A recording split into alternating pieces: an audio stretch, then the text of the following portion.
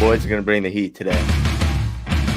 As the leader of the Booner Pack, I lead from the front. All right, boys. Lock in. It's our core foundation, man. Grit. I'm fired up. I'm fired the f*** up, boys. It's pumping right now. It's got my juice pumping, boys.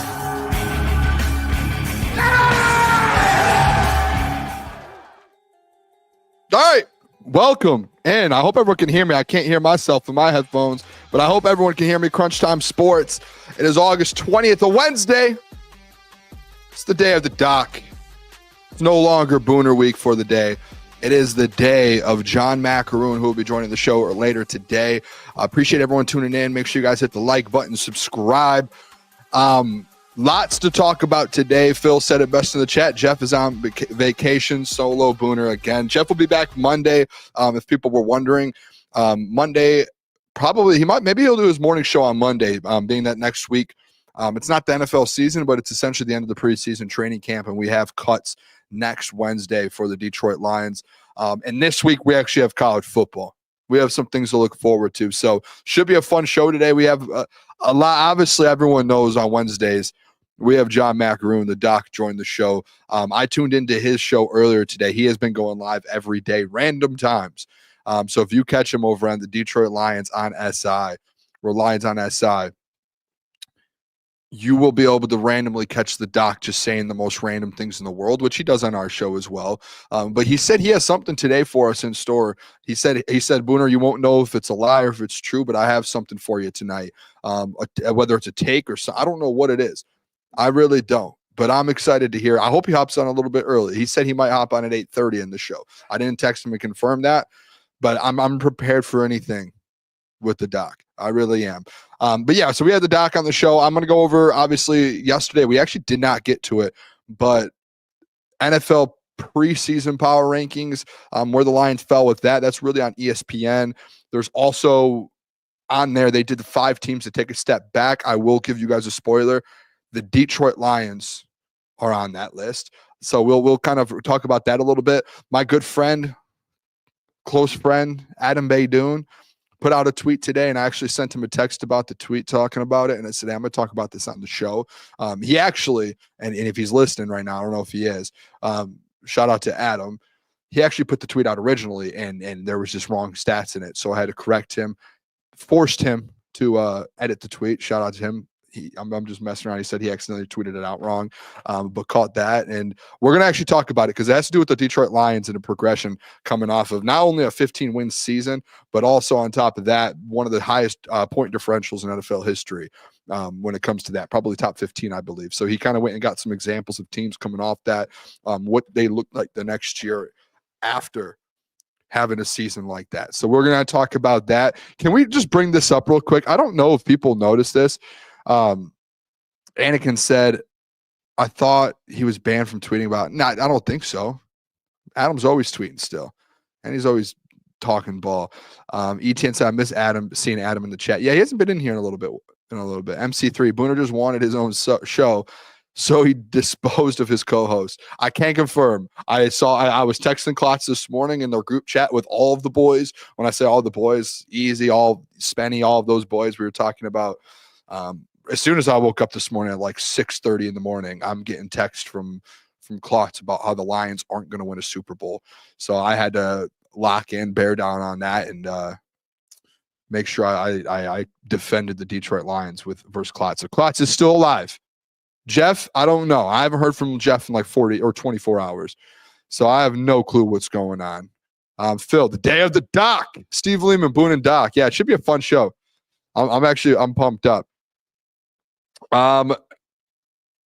Something's going on with this whole Anakin situation in the chat. I don't know. Listen, I don't know who the real Anakin is in the chat. I can't block or ban people if I don't know who is who. I can't. So I don't know what's going on. I don't know. I want to bring this up though. Let me share my screen because I don't know if people are starting to see this. I don't know if people are starting to see this today, and I don't know why all of a sudden it's happening. In the last probably hour, there's been 3 NFL trades. one including the NFC North. Shefty tweeted out, Vikings are trading defensive tackle Harrison Phillips and a 7th-round pick to the New York Jets in exchange for a 6th-round pick in 2026 and a 2027 6th-round pick pending Phillips' physical. Wow. So the Vikings let go of Harrison Phillips. I don't know if that's like a contract situation. What's going on with that? That's kind of interesting there. And then let me just keep scrolling here. Another trade. The Denver Broncos are sending, and I love this name. I don't know if I ever pronounce it right or wrong. And to be quite frank, anyone can correct me. I'm going to say it how I want to say it every single time. Wide receiver Deuce Devon Vele. I think it's Vele. I like that. Deuce Devon Vele, or not Deuce, Devon Vele, wide receiver Devon Vele, to the New Orleans Saints for a 4th-round pick and a 7th-round pick as well. The Broncos too, and I think he actually tweeted it right here. Last season, Vele reminded the Broncos of Marquise Colston. Now he's heading to New Orleans, but there was another tweet. Here it is. Troy Franklin and Pat Bryant have played well during training camp, which made them be able to move Vele. I've heard those two guys have looked very, very good. But then that's not all. The Chiefs are trading Sky Moore to the 49ers. Brandon Ayuk is recovering from a knee injury. Jawan Jennings has been dealing with a calf. Jordan Watkins has a high ankle. And Demarcus Robinson is now suspended for the first 3 games of the season, I believe, for, I don't know if it's technically PEDs or some sort of, didn't pass some sort of test when it comes to what he's putting into his body. So Demarcus Robinson's out as well. So the 49ers are kind of reeing up on a wide receiver and bringing Sky Moore in, which Sky Moore, I'll tell you what, Western Michigan product, very disappointing since he's been in the league, if I'm just going to be honest. I thought on the Chiefs he was going to end up being something. It has been very underwhelming, to say the least. Extremely underwhelming. But yeah, that was kind of some things that happened literally within the last hour. It made me think a little bit. I wonder, and I'm not going to say the Lions are going to make a trade or make some sort of move. It is interesting to see just all of a sudden, obviously, training camp's coming to an end with less than a week. So there are going to be moves that are made. It makes you think the Zadarius Smith thing. I don't know if people saw today, Zadarius Smith still on vacation, or not still on vacation, just went on vacation right in the middle of camp or at the end of camp. So maybe he's getting his last kind of sunshine and water and his time off before he signs with the team and starts his Super Bowl run with the Lions. I don't know, but it is just interesting. Shiftgod said, we don't make aggressive moves. Yeah, he said, Shiftgod said, hint, hint. Yeah, no, I'm kind of with you. I don't expect anything, to be honest, especially a trade. I can't see that. MC3 Houdat said, camp cuts are just around the corner. Yeah, that's fair. So there might be last year. Don't forget, last year, Tim Patrick was, I believe he got cut from or released from the Broncos, and they brought him in. So Coach Walk is in St. Lucia. I've heard of this place. I've never been. I would love to go. It looks beautiful. Has anyone been? Coach Walk, you seem like a guy that would go to St. Lucia. You seem like that. Shift got set. Packers being aggressive for Hendrickson and Parsons. Vikings want McLaurin. Yeah, I did see as well. So like NFC North news, we could talk about that real quick before we get into some Lions conversations, because we do have some things to talk about with the Lions. But I have seen Terry McLaurin potentially on the move. But then on top of that, the Minnesota Vikings it was reported last night that they're looking for a veteran wide receiver. And I don't know if that's a guy at the level of Terry McLaurin, because he's going to cost $30 million and they're already paying Justin Jefferson. And you have Jordan Addison. So I don't know if it's that type of veteran wide receiver or if it's more so one of those, like last year with the Lions, a Tim Patrick type of vet, a vet minimum, a guy who can still play but just didn't make a team, or team really doesn't need him. So I'm interested in that. Coach Walk said, yes, he's been to St. Lucia. I think that's what he means, but Aruba's better. Never been to either. Would love to go one day. BD Buster said, Booner, do you think Timmy P makes the roster that we got Isaac? Yeah, Tim Patrick's going to make the roster. There was conversations this last week online. A lot of people saying that there's a chance Tim Patrick could be on the bubble because he hasn't been practicing. He's been hurt. I can guarantee you Tim Patrick will be on this roster. I'll guarantee that to you. I will guarantee that. Odds on Z Smith signing with the preseason after the preseason games are done. I think right now Zadarius Smith, and we're going to talk to the doc about this, and he's probably going to come with the hot take about Zadarius, I'm sure, which I'm pumped up about. But I think when the preseason's done, I think that's when Za'Darius, because the doc's been spot on with that all along. He's been saying, hey, it's boat season. He's got his girlfriend. He's out there doing. Okay, that's fair. As long as you're ready to go when you get here, that's all. As long as you're ready to roll. I do want to play this video. Okay, let's get into some things here. 3 things I want to talk about here before the doc hops on. We got from now until 8:45. One's going to have to do with the Booner path. The other is going to have to do with the, I guess 2 of them are kind of like a Booner path thing. And then 3, I want to just remind the people something here. And I've had this conversation with Lukas a lot, with Jahmyr Gibbs and David Montgomery. And we put out a video on our Twitter today. I didn't know if people saw it. David Montgomery and Jahmyr Gibbs did the Pivot podcast. And I thought it was really interesting, where we've had a lot of conversations this offseason that Jahmyr Gibbs is going to take a big step forward. We had Jason Kambinda on the show, and I think he's mentioned as well multiple times that he believes that Jahmyr Gibbs, this is that year for him to take a step forward to get the majority load of the carries.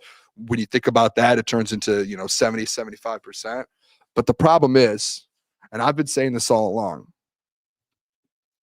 the Detroit Lions will never, maybe next year and going into this year, if David Montgomery's healthy,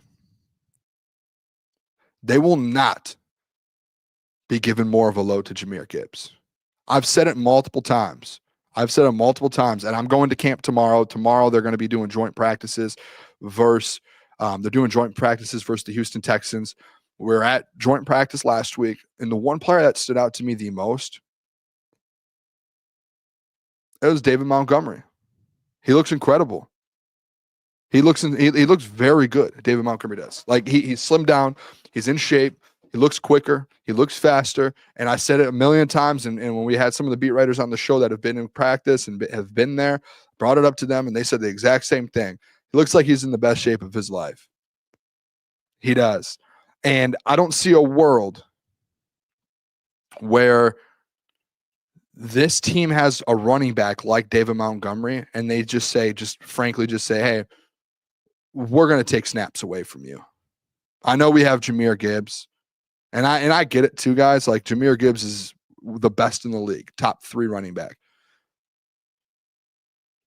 I think there's just a point that people keep forgetting about, is trying to make sure that Jahmyr Gibbs is healthy for not just only 17 games before the playoffs.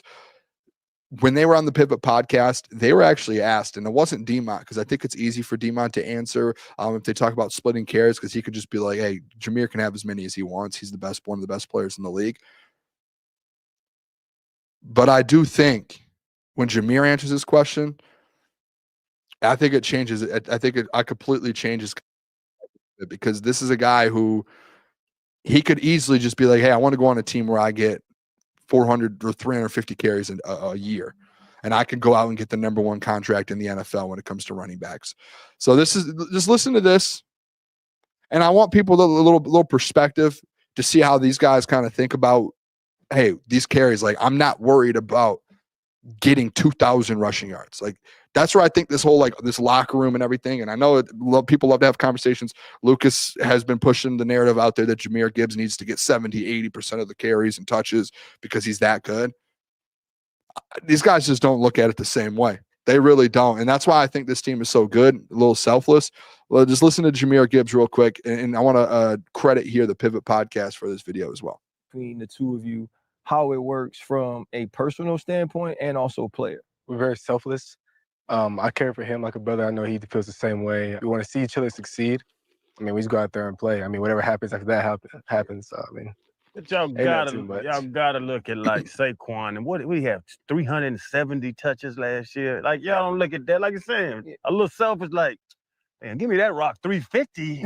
What can I do with 350? I mean, that's cool. I mean, it's cool, but like, I'm worried more about winning a Super Bowl. I ain't gonna lie. So like, whatever that looked like, I could have 100 less, 50 less. I really just want to win, because I haven't won like a state championship, national championship. So I really just want to win a bowl. Between the two of you, how it works from There was a word in there, by the way. Shout out to the heavyweights. I was listening earlier. I heard Spenny be like, hey, I heard Booner say that these guys aren't talking Super Bowl anymore. there was a clip that we clipped and put out on Twitter that specifically just said, hey, no one talks about the Super Bowl anymore. If you watch the show, I felt like maybe it was a little out of context. I clearly said when we had that conversation, hey, there are guys who still say it, that you still know the end goal. But, and like, just hear what Jahmyr Gibbs and D-Mont, like Jahmyr Gibbs knows, end goal, Super Bowl. Don't care about the splits. Don't care about the runs. Don't care about the stats. The only thing that matters is the Lombardi Trophy. That's it. And I know I said, hey, these guys aren't talking about it. I didn't mean they're not talking about it, zero, zip at all. But that's not literally every second of their day they're walking around now, to where last year, coming off an NFC, going to the NFC Championship appearance, and then going into the next year, the hype was at an all-time high. And that was literally the conversation. That was the, hey, you guys are Super Bowl favorites. You guys are favorites. And that's the pressure. And it just keeps building up. And then going into this year, it's a little different. Like, it feels a little different, to where they're like, hey, we do know what the end goal is. It's a Super Bowl. That's all these guys care about at the end of the day. They've had accomplishments. They've had everything. They've had 15-win seasons. They just want a Super Bowl. And at the end of the day, these guys, like, they don't care about these splits. And Jahmyr said it best, and they're like, listen, like, I'll take 100 less carries. I really don't care. And I really don't. I believe him too. And I believe D-Mont. If D-Mont's like, hey, we need Gibbs to get the ball more, I believe it. And I don't think they care at all about it. I'm interested to see what the doc thinks about that, because I would think he leans towards my side a little bit, where you see D-Mont on the field and you're like, how do you not give this guy the rock too? I don't see how you don't. So I think I still take that how you guys want. And Anakin said, yeah, they're like F you fantasy owners. I don't think they care about fantasy at all. And if, quite frankly, like, if you care about fantasy, get D-Mont. He's going to have 15 touchdowns. Or maybe not 15, that's a lot. Jahmyr had 20. But he'll have 12. A little late round draft pick. 5th, 6th round. David Montgomery. Flex spot. I would love that. MC3 he said, I was a little sad hearing David say that he felt like a forgotten part of this offense. Yeah, listen, I don't think too. I think that's just more so. I don't think that's like internal, like in the Lions building. I think that's more so like fans, like Lions fans, because Jahmyr is so good, and like at national media, I think people just forget about David Montgomery because of Jahmyr. When, again, like, I go to camp and I watch it and say, hey, you shouldn't forget about David Montgomery. This guy's unbelievable. If he's on 20 other teams, he's a starting running back in the NFL. 25 other teams. And it's just like, they know in the building, like, Jahmyr knows how good D-Mont is. Jared does. John Morton. Dan Campbell, like, these guys know what D-Mont is. And that's why when I hear fans and I hear people say, hey, D-Mont's getting a lot of his carries taken away, like, it's so wrong. It's not going to happen. And I want to prepare the people. I just wanted to do a couple minutes on this because I want to prepare the people. Jahmyr Gibbs isn't going to go out there and get 350 touches or carries. It's just not going to happen. So if that's your expectation, like, you're going to be disappointed. You really are. BD Buster said, I know injuries aren't an excuse. And a Band-Aid was, yeah. And let's get into this. Let's get into this conversation. This is a perfect transition, because I was texting with someone today, and then I saw this tweet, and I want to bring it up. I want to have this conversation because I feel like the stuff like this keeps popping up. And I've had this conversation with Jeff about a lot of different things where Jeff, he hasn't done it in a while. And Jeff, if you're listening, hope you're enjoying vacation. Where a lot of people out there in the media love to find the most random stats, compile all of them together and say, hey, if this happens, this happened, this happened, or teams that did this have never went and done this. Teams that have averaged 150 rushing yards per game have never went on to win the Super Bowl 4 years later. And I saw this tweet, and I was texting back and forth with a friend about this tweet. Let me pull it up for you guys. The one and only Adam Baynoon. One of my favorite people in the world. Love Adam. He tweeted out today and said, since 1990, only 2 teams with a plus 220 point differential, interesting number, a plus 220 point differential failed to reach the conference title game or Super Bowl. The 2019 Ravens and the 2024 Detroit Lions. I will say this. He put the 2024 Detroit Lions on that list. 2025 has not. Oh, I mean, he's saying in that year. Okay, I see. Easy mistake right away. And he said even worse, 6 of the 8 teams failed to reach the conference championship the following season. Originally, and I went back and forth with him originally because he put 6 of the 8 teams failed to win a playoff game the following season. And I was like, whoa. 5 of the 8 teams won a playoff game. So he switched that, which I'm love the fact. And he said, what will the Detroit Lions respond with this season? And he made this graphic. And I think this is, listen, I enjoy graphics. I think they're interesting. Some tell stories, or some tell you a lot, and some just don't tell you anything. This one, let's put some things into context real quick.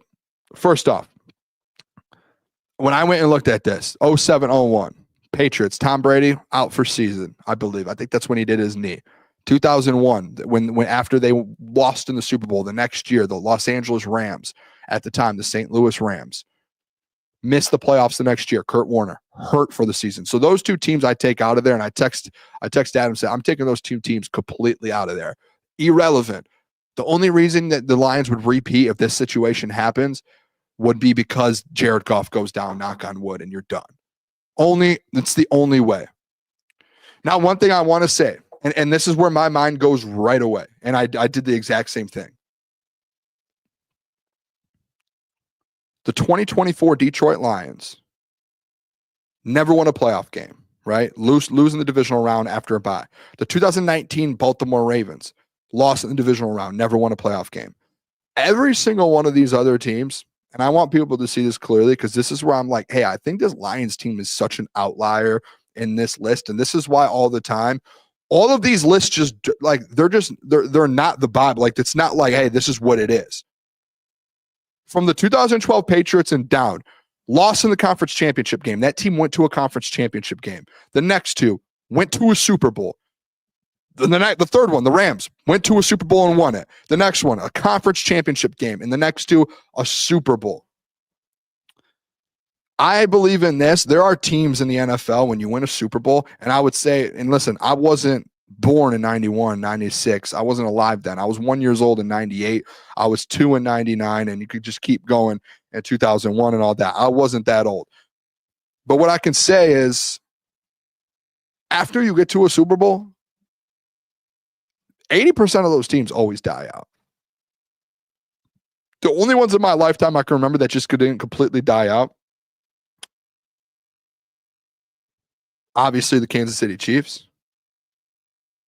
obviously the Patriots. But when you look at most teams, it's like, hey, once you do go on that Super Bowl run, it's, hey, you're going to lose players to different things. The reason I think this Lions team is such an outlier in this, and this graphic is just so irrelevant to everything that's been put out there, is who did you lose? Who did this Lions team that went 15-2 with the plus 220? Yeah, okay, coordinators, fine. Talent, you lost 0 talent. And on top of that, I can guarantee you all of these teams, the ones that won a Super Bowl, conference championship, won a Super Bowl, conference championship, I can guarantee you all of those teams, all 8 of them or 7 of them minus the Ravens, didn't have 20 plus players on the IL or the IR on that run. And then I can guarantee you the next year after they won the Super Bowl, went to the Super Bowl, the conference championship, I can guarantee you they didn't return 5, 6, 7, 8 players. And not just players, but like starting caliber players to their football team the year after. So I think there's context that gets missing and gets pulled out of context in these types of graphics. And that was what I sent over to Adam. Said, I mean, there is context to these. Like, you can't just like, it's easy to take any stat in the world and just be like, hey, the plus 220 point differential, and then go look and just find the stats that best fit narratives. I don't think this, like, with context, I don't think this really gives much. It doesn't. You have a team that had a depleted defense that's returning guys like Aiden Hutchinson, one of the best defensive players in the entire NFL. Now I can deal with this. John Hughes, 2 All-Pro offensive lineman losses and not no talent loss.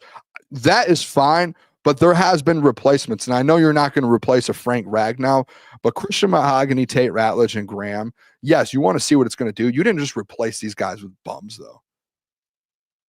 You didn't. And yeah, that's going to change a little bit. Are you guys going to tell me outside of Frank Ragnow, the talent's gone on this team? You added talent with Aiden Hutchinson. Isaac Tesla. Demont's going to be healthier again outside of the playoff run. Marcus Davenport, hopefully healthy. You add Tyleek. You're hoping to add Aleem McNeil within the first month or two. So listen, I can understand some of these things, and you guys know, if you guys have watched the show, I sometimes stuff out of context and some graphics and these things where it's like, hey, these teams did this, and then they went on to not win. I hate those stats. These are like the worst stats to me in the world, because it's like, hey, these things get broken. Like, you're acting like, okay, it's never happened before. Like, what are we? It took the Lions 30 years to win a playoff game. I mean, you could literally just say in the last 30 years, the Lions never won a playoff game. That doesn't mean they're never going to not win a playoff game again. Troy J-Rod said, when healthy, I would count out Miles Frazier. Coach Walk, you add a bunch of talent, addition by injury. Agreed. That's my point with this whole thing. It's like, I would love to go and see after they won a Super Bowl. Yeah, I get it. They probably lost players because you just won a Super Bowl or you went to a Super Bowl, and guys leave to go get money because they had a career year. Guess what the Lions didn't do this last year? They didn't lose anyone besides Frank Ragnow. They didn't lose guys. The Vikings, 99, lose their quarterback. Goes down. Guess what? Losing the divisional game. Even the Patriots team in 2012. In 2013, yeah, you lose Tom Brady. Guess what they did in 2012? They went 11-5 and missed the playoffs. So it's you're sitting there, hey, where's the context to this? I can make a list and make anything up all I want. That's all it is. Nick P. Zeitler. I know Zeitler. I'm not missing out Zeitler. I see Diggity Dog as well, said Zeitler. I'm not leaving out Kevin Zeitler, but I do believe, like, Kevin Zeitler, he wasn't an all-pro guard. He was a Pro Bowler. I think he was a Pro Bowler for the first time in his career this last year. And that's where it's like, okay, yeah, but I still believe, like, hey, a guy that's a 1 or 2-time Pro Bowler, I think obviously year 1 Tate Ratledge isn't going to pass this Kevin Zeitler up or be there, but it's pretty good. And the sounds of it, he's looking good. And the same with Christian Mahogany. And I saw them both firsthand, multiple times. Christian Mahogany looks real good. And if you even just add pieces like Eric Taylor, Booner, we're going to add and get Za'Darius. If Za'Darius joins this team, that's even more talent to this point of, like, this is such an irrelevant stat at the end of the day. So, I love these things. And Jeff's brought stuff like this up a couple times, and I go, hey, man, like, I get it. There's history repeats itself, but it's not always, man. Nick P. Zeitler was arguably the first or second best right guard last year. Yet, I mean, look, again, I think there's context to it. He was in between Frank Ragnow and Penei Sewell, and he had a career year. So that's the thing with it. Whoever plays next to our right tackle is going to look a lot better. That BD, that's exactly what I'm saying. It's going to happen. If you're next to Penei Sewell or Frank Ragnow, you're going to look good. You are going to look good. Jeremiah Thompson said David Shaw and Johnny Moe equals even better offense. I don't listen, Jeremiah. I'm with you a little bit, but I'm not with you. Ben Johnson is one of the best offensive minds in the NFL. The OCs are going to be the OC and DC, the coordinators. Those are going to be question marks. I know that. I do. So I just wanted to share that with the people. Wanted to show that to the people here to start the day and to start the show. How do I get this out? There we go. We're good. And then we're going to do before the doc should be hopping on here in the next 15 minutes. Let me shoot him a text and say, Doc, what time are you hopping on? Are you? I just texted Doc. Let's see what time he's coming on. While we do that, let's do this. Let me tell you guys about our sponsor. I want to make sure I get the read here because we're not getting the wrong read. We're getting the right one. Give me a second, guys. Oh, here we go. All right, let me tell you guys about our sponsor here at Crunch Time Sports. I'm getting it. Comer and Cross. Comer and Cross, baby. Are you guys tired of staring at your cracked, stained garage floors, or worse, is peeling epoxy or chipping paint, making your whole garage look neglected? Right now, during the Comer and Cross summer installation sale, they are offering 12 months, same as cash, or $500 in savings. Why put off getting your new Comer and Cross concrete floor with 12 months, same as cash, $500 off? The number for that is 248-834-3488. And we now they transform patios, actually, pool decks, basements, driveways, everything that you need. They will repair and they will transform them into exactly what you need. Comer and Cross concrete floors never chip, crack, or peel. $500 off or with 12 months, same as cash. Call 248-834-3488. Again, that is 248-834-3488. That is COMER Cross.com. Make sure you guys go check Comer Cross. Tell them Crunch Time Sports sent you. Not what Jeff said a couple weeks ago. Crunch Time Sports. Let them know. All right. I want to pull this up now. We're going to do this before the doc hops in. And I hope he hops in during it so we can get his opinion on it.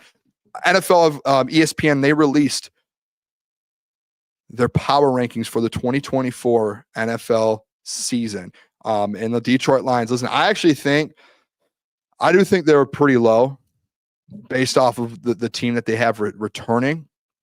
And I actually want to start from 32. We'll go from 32 all the way down to number 1. Let me pull it up here real quick for the people. Go down to 32. We're going to talk about all the teams. We'll go through it all. And I'll make sure here too. I want to pull the chat up so the chat can give the opinion. All right. Number 32, NFL Power Rankings. At 32, the Tennessee Titans. Last year, they're at 31, the final one. Coach Brian Callahan. Let me see who's there. The Saints. I'll say this. I think the Saints probably should be number 32. I would have to say the Saints are number 32. That's a big one. I think the Saints should be number 32. They're the worst team in football. Number 30, the Cleveland Browns dropped from 29. I don't know if people in the chat trust Joe Flacco. I don't know, man. I don't know. Joe Flacco's such a wild card. Number 29, the New York Giants with Brian Dable and obviously Russell Wilson. 28, the New York Jets. I don't know if people have seen this, and I think Jeff was the one that brought it up, but Justin Fields, I've seen videos of him just look terrible in training camp. I don't know if this is actually what's happening in training camp or this one of those situations that we had with the Bears where they were only putting bad Caleb Williams clips out. And I was a little confused. I was telling Jeff, hey, they just look bad. And Jeff's like, did you see the good ones? No, I actually didn't. I don't know if it's the same thing with the New York Jets and Justin Fields. I actually don't. I have no clue. So I'm interested to see the Jets. The Carolina Panthers, they've quietly put together a decent squad. 27 might be a little too low, but I think it's fair. I do think it's fair. Coach Walk says the Giants won't be 29th. Coach Walk, do you think the Giants will be higher? I'm interested in that. You think the New York Giants should be higher? 26, the Indianapolis Colts. I think that's fair. I've been saying, and Klotz was on it as well. I think it was Klotz. I think Daniel Jones is going to be good for the Colts. I think he's going to be good. Not top 15 quarterback, or maybe not top 10. I think he can help them win games more than they've had the last 2 years. He's probably, talent-wise, in my opinion, he's their best quarterback that they've had in a couple of years. If you don't think so, then you just haven't probably watched any Daniel Jones. 25, the Raiders. That's an interesting one. That is actually, I'm interested in this Raiders team with Geno Smith. The thing is I just don't know if they have the weapons. I know they have Brock Bowers. They have some tight ends. They have Ashton Gentry. Wide receivers. Who's their wide receiver one? Jacoby Myers? I think it's Jacoby Myers. It's going to be I think that's going to be interesting to see what this Raiders team does. It really is. Number 24, the Jacksonville Jaguars. I think, again, I said it before, I think the Jacksonville Jaguars and Trevor Lawrence get back to where they have been in years past. Wild card team. I think 24 is pretty low. I think 24 is low for them. People might hate to hear that, but I think Trevor Lawrence has a year. I really do. Especially when you add another weapon with Travis Hunter, Brian Thomas Jr. You give him a couple weapons. They got 2 running backs. Liam Cohen, offensive-minded head coach. I think that they ended up having a decent season this year. At 23, the New England Patriots. I as well. Listen, maybe I'm too high on a lot of teams. I might be too high on some teams. I don't know, because I think this Patriots team's going to be decent too. I might be a little too high on some teams. 22, the Arizona Cardinals out. I think they're fine. I'm not going to ever, in my lifetime, I don't think, unless they have like one of the best quarterbacks in the NFL, I'm never going to put all my chips in the bag or at the table, whatever it is, push all my chips in for the Arizona Cardinals. We'll never do it. 21, the Chicago Bears. I think they're right where they probably should be. I do think they should be, you could argue, closer to the Packers, are kind of a little third, fourth in the division, but obviously fourth the hits. You're just a positive person, Boone. I appreciate it. Yeah, I probably am just too positive on some teams. Bears at 21, Miami Dolphins at 20. I think you could drop the Dolphins down now. I would put the Dolphins at like 25, 26. There's the negativity. I'm out on this whole situation going on in Miami. I don't think there's one positive that's coming out of the Miami Dolphins training camp. I don't think there's one positive. And then I got to see them in firsthand practice last week. They just nothing looked good. I didn't see a positive. 19, the Falcons. I'm interested in this team. I think a lot of people are putting a lot of stock into Michael Penix right now. I think I want to see a full season of it. I do want to see a full season of it. Shout out, hey, this is IB3, everyone. Shout out Coach Isaac. He asked the boys. He said, hey, should I change my name to Coach Isaac because he does coach high school sports? Yeah, change it to Coach Isaac. Easy. I'm pick 7 in a full PPR, 1 flex league. Do I take Amon-Ra or Gentry? Amon-Ra St. Brown. If it's PPR, Amon-Ra St. Brown. No doubt. No doubt. All right. Let's run through this real quick here. 18, because we got a guest coming on. 18, the Cowboys, fair. Seahawks, 17. I guess that's fair. 17-20, I'd put them. Steelers at 16. 49ers at 15. Chargers, 14. Chargers could be higher. I'll say it. I think the 49ers could be higher too, but that's just me. I'm high on everyone. Bucks at 13. Texans, 12. I would lower the Texans personally. Broncos, 11. Vikings at 10. I haven't seen the Green Bay Packers yet. I don't like that. I haven't seen the Green Bay Packers yet. Bengals at 9. Don't hate that. The Rams at 8. Am I crazy? I haven't seen the Packers yet. There's no way the Packers are this high. There's no way.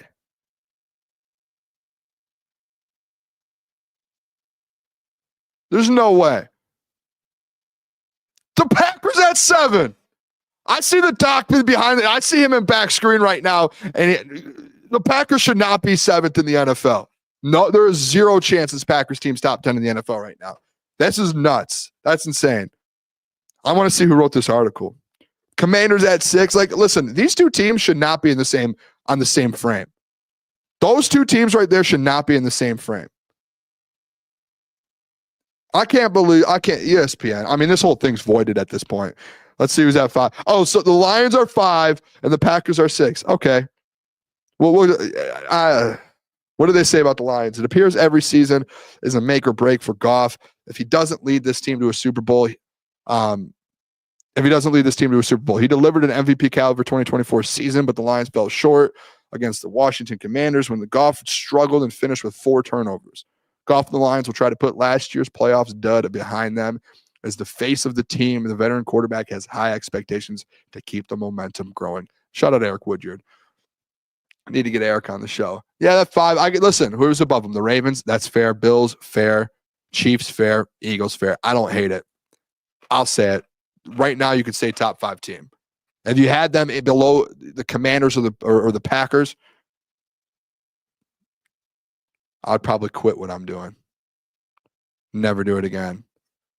All right, I'm tired of this. I'm tired of being solo. I've been solo too much this week, and I got to do it again tomorrow, and I got to do it again Friday. I want to bring one of my great friends in. I talk to him every single day about Detroit Lions football and sometimes other things, and not just Lions football.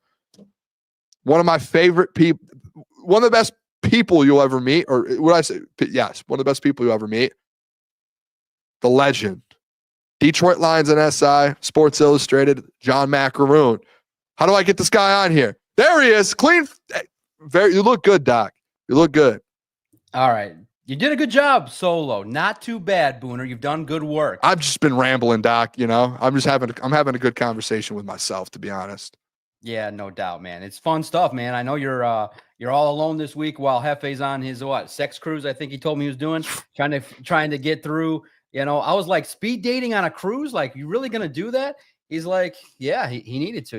He had a tough couple months. It's one of those. What are those things called? I saw it on a show one time. What are the swinger cruises that they go on? Yeah, with the pineapples, all of that. That's Jeff right now. Hefe, I can't confirm or deny it, but I'm not gonna lie. I reveal what I text Hefe. I said, "Are you doing the windmill right now?" He's like, "Doc, let's keep it appropriate. We have a show to do." And I said, "Okay, man, go have a good time." My man takes a lot of vacation, but it's all good, man. You're doing a good job. It's not too bad. Thank you. I don't hate solo shows. Sometimes it gets a little like people say, Booner, you have the gift of gab. And you know what, Doc? I told them yesterday I won the award in high school, actually. That was my one of my only awards. Second team all conference in basketball and all region and gift of gab. Those are my awards that I've gotten in my lifetime. Nice. No, look, I seen your list. Oh my God. Yeah. 7th for the Packers.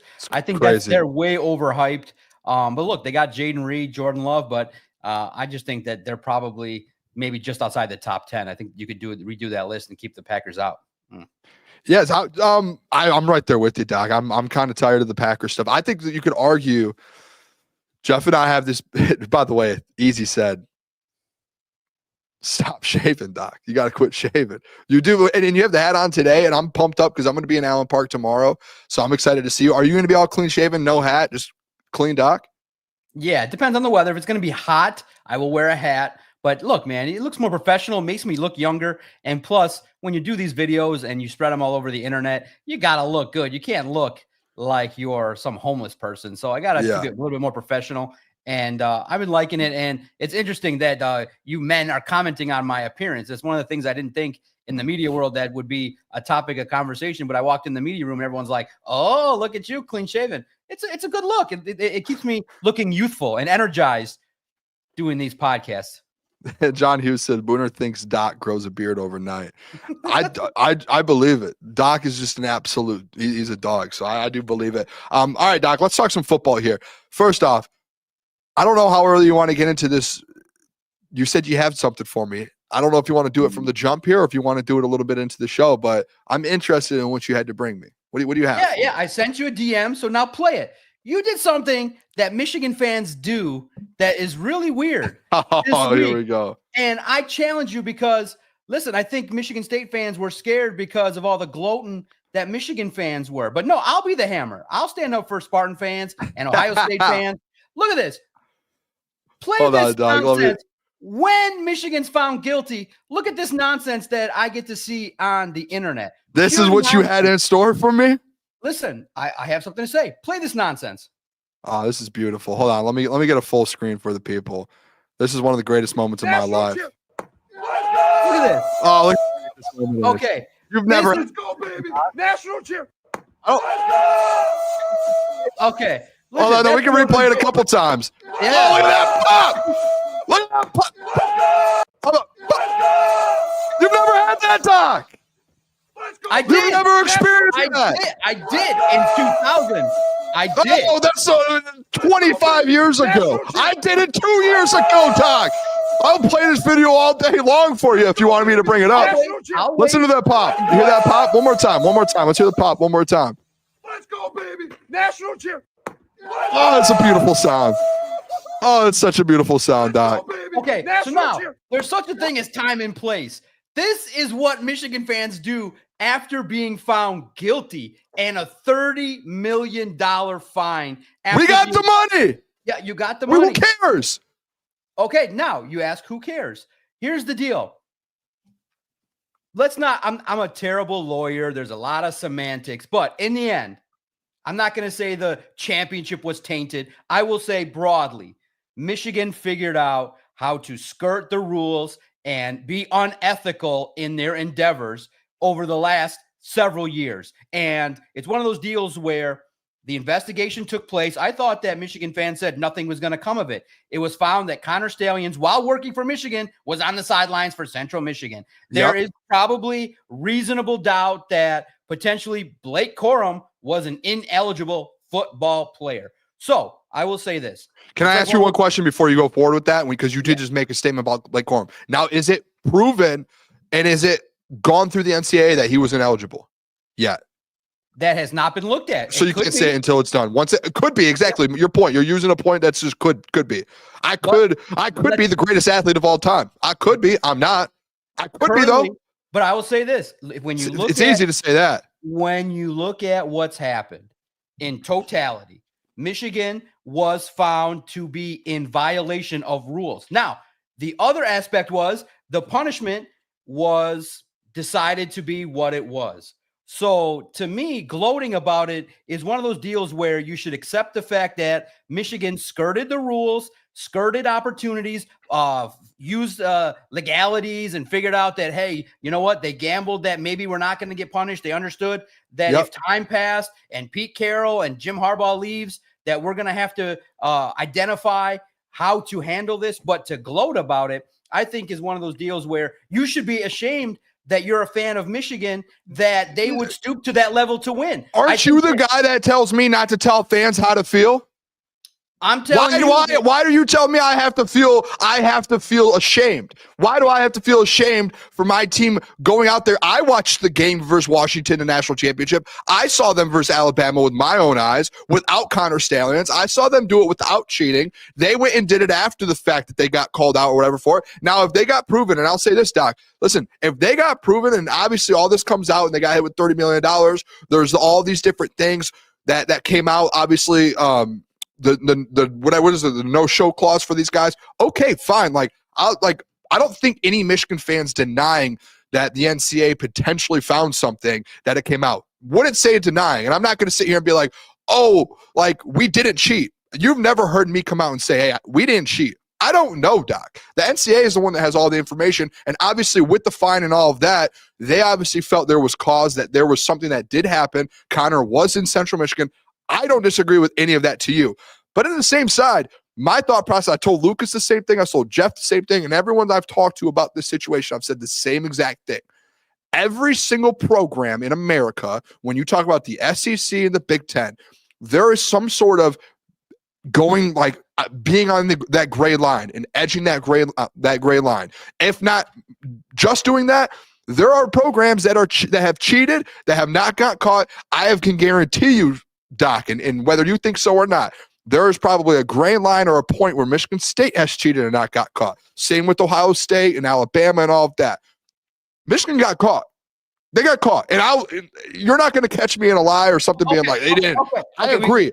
But if that happened to any other team, and the same thing with Ohio State when they had the tattoo situation and they lost, all of that, you're still going to sell it. You still won. What do you want Michigan fans to do? To just sit back and be like, man, that just didn't count. That sucks. No, we watched them beat Washington.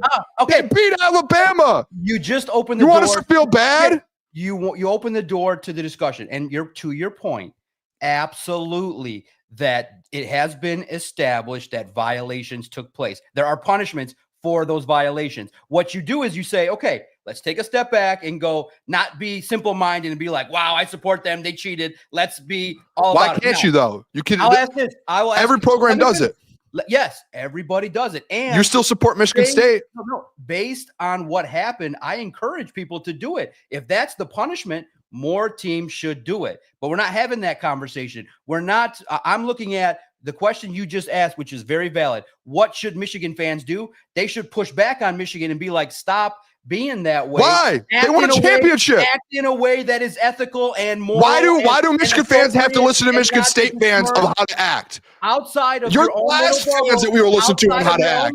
Dead last in America. The college landscape views you as scum. You want us to okay act like Michigan State fans, Doc? Your own bubble, Some of they the view you as what? scum and as individuals that are beneath moral high grounds. And I think that's where. Listen, okay. Hold on. Give me 30 seconds, because this is a problem that I think is an issue right now. And Michigan State fans bring it up all the time. The blue wall, the moral high grounds. Listen, I don't care about any of that. It happens. Michigan just got hit with a $30 million fine, triple of like the next highest that's ever been handed out in college football. Is that a moral high ground? Is that the blue wall? No, they got a punishment handed to them. The reason that Michigan State fans and Ohio State fans are mad is because they didn't get the death penalty. They didn't get vacated wins. They didn't have some more suspensions. That's all it is. That's it. If there was vacated wins, you guys would sit back and shut up. That's it. Okay. Booner, okay, now you accept what was handed out. Biggest penalties in college history. At the facts, if you were the judge, not being a Michigan fan, if you looked at potentially an ineligible player, looking at potentially is the word they had, that was not a part of it. They don't have the facts of that. So like, it's easy off air and outside of the courtroom and outside of those NCAA rooms to be like potentially an ineligible player. Well, is it an ineligible player or not? No, when they went through the investigations, he wasn't ineligible. Now, as a fan, you could be like, well, potentially there was an eligible player. Okay, well, listen, I'm very fair, Doc. You know this. I'm fair. If it comes out that he's ineligible down the line, we can have a different conversation later about that. And the NCAA, I'm sure if that comes out, they'll open it back up and they'll go in and make the necessary changes. Because that was the reason there was no vacated win. Do you feel that Michigan skirted? Do you feel like they got off easy based on what? I think it was just fair. I think it was what it was. Because the reason you don't think you didn't get off easy is because they didn't get vacated wins. We believe in the paper. We believe that there should be a postseason ban. That's on you. You can believe that. They should have a postseason ban for at least a year. There should be a little bit more of a punishment. They lost 2 years of their money for the postseason. Based on what was done. They lost 2 years of income in the postseason. You have opened the door for more teams to do it. Teams have been doing it. That's the thing. Do you want to stop it or you want to keep it going? Well, at the end of the day, teams are going to continue to do it no matter what. You're not going to give out a postseason ban for something that, like, there are rules of, hey, you get postseason bans and you get vacated wins for these specific rules. That there was no ineligible players. The part that stuck out to me said that we believe that a postseason ban would have been warranted. Okay, that's fair. But we don't want to punish. I think that's fair too. Would have been warranted. And why punish the kids now? Here's the punishment, and we'll talk about something different. But I would say the punishment, in my opinion, based on how the story played out. And if I were looking at it, it would be a 1-year postseason ban, a $30 million fine, and Sharon Moore suspended for 1 full year for somehow not being able to relay information that was needed. All of a sudden is not there. So I would say this: Jim Harbaugh was very slick in his efforts. He knew the heat was on him, and he took the program in a different direction. And now, he, unfortunately, for the foreseeable future, can't be part of it, but he's in the NFL right now. And now we're looking at something different. So you are can I get this clear real quick? To be happy, but in the grand scheme of the moral high ground and what Michigan has done, they've lowered their respect level across the entire world. This is where you Michigan State fans, Ohio State fans, you guys got everything so wrong. You guys are mentally viewed as cheaters and willing to cross the line. Why are we acting like Michigan's the first team in sports history to cheat and get caught? Listen, there's been college football teams that have gotten caught doing things they're not supposed to. It happens all the time. All of a sudden now it's a rivalry. Michigan State fans can't stop talking about it. That's So all. you're You guys can't even think about your own team. You want a 1-year postseason ban so we can sit at home with you next year. No, That's what you want. You want us on the couch I'm with very you this happy. year. Okay, I'm happy that what you're saying out here over the airways Got me all riled up. Michigan cheated, and I'm Gonna okay want with to. it because that's what everybody does. Listen, Booner, if everybody is going to go down that road, why don't you just fudge the numbers and tell sponsors that you got 1 million views? Why don't you just do some Because they can look at it. And by the way, we have gotten 1 million views. So we do tell sponsors we've gotten tell them you got 5 million 20 million views. views. Lie and be unethical and be scummy and have no principles. Because the views are out there for people to see. Why do you just have like principles? the wins are? Why don't you cheat to win? Why don't you get ahead? Why don't everybody maybe doing stuff like that? Why don't you do stuff that's unethical and lower the standard? Now we're just talking about Michigan standards. Listen, I'm all for it. I would hope Michigan State does it. But what I would do differently than you is the only thing differently that I'm debating you on is once that happens, you say, hey, we got away with it and we keep it moving. That's what I did. And I said, we got our national championship. They didn't take it from us. Yeah, because we won a national championship. They didn't take it from us. You accomplished something. You accomplished nothing. You should be quiet and accomplish a national championship. No, you guys have outside. We're talking bigger than the national championship. Yeah, that's why you do it. That's the end game. But I'm saying the whole purpose is in the bigger picture. You would do it. I would do it. Other teams would do it. But there still is a bar that you would say, hey, maybe that is something that has taken college football in a direction it doesn't need to go. The scummy side. Listen, we all know it's happened, Booner. We're not revealing anything new. Jim Harbaugh, if you asked me 5 years ago, I would have probably told him the same thing. Find some ways to get some wins. It's important. But we're not talking about that. We're not talking about whether he did something more or that. We're talking about after everything has been uncovered. The reaction should be. Let me say something real quick. You've been going for 30 minutes. Brag about the fact you got away with something. It's that we didn't get. This is where I think you're just completely off. Michigan didn't get away with something. They literally got hit with a $30 million fine and show causes. It could have been so much worse. Doc, what are we talking about here? If the University of Arizona, hold on, 2, 3, Doc, 4 years of restrictions. The punishment you basically did you did basically. Doc, you're telling me. Hold on. Doc, hold on. 6 months ago, you were on our show or Twitter or whatever it was, and you told me stop telling Lions fans to calm down. Now all of a sudden, when Michigan's national championship stays put, listen, it wasn't just like random people in college football going out there saying Michigan's going to lose their national championship. They're going to get a postseason ban. All it was Michigan State fans and Ohio State fans putting out in the ether that Michigan's going to lose their national championship. They're going to get wins vacated, that they're going to be a postseason ban. Hold on, let me finish. Let me finish. Doc, hold on. That could happen. Hold on, Doc. Hold on. I got you. I hear you. I'll answer that in just a sec. But that's all we heard it from was Michigan State fans and Ohio State fans. So exactly when it comes out that every single Michigan State fan in the world and Ohio State fan in the world was completely wrong and they had no clue what they were talking about, and Michigan doesn't get hit with any penalties of that sort, and they didn't get their national championship taken away, why I would be crazy not to go on Twitter as someone that's in the media and go out there and say, hey, look at this. You idiots that thought we were going to lose our national championship. We still have the national championship. Let me pop this big champagne bottle right in your face and show you what a national championship looks like, because we still have it and you don't. You guys want a postseason ban so we can sit at home this year and watch postseason football with you guys. Guess what? It won't happen. We're going to be playing in a bowl game. You guys can sit at home. If this happened, hold on, Doc. If this happened with Arizona, and this was a situation in Arizona that was going on where they were sign stealing and they went and won a couple bowl games or a national championship, and then this happened, I can guarantee you that Michigan State fans and Ohio State fans would be clapping for Arizona and wouldn't say a word about it. I can guarantee you. The only reason you have an opinion that we all need to sit down, shut up, and not say a word is because it's Michigan and you guys are mad that we won a national championship. 100%. Listen, Booner, 100%. Okay, you guys should be embarrassed for this being your guys' life right now. Let me explain it in simple terms that you can understand.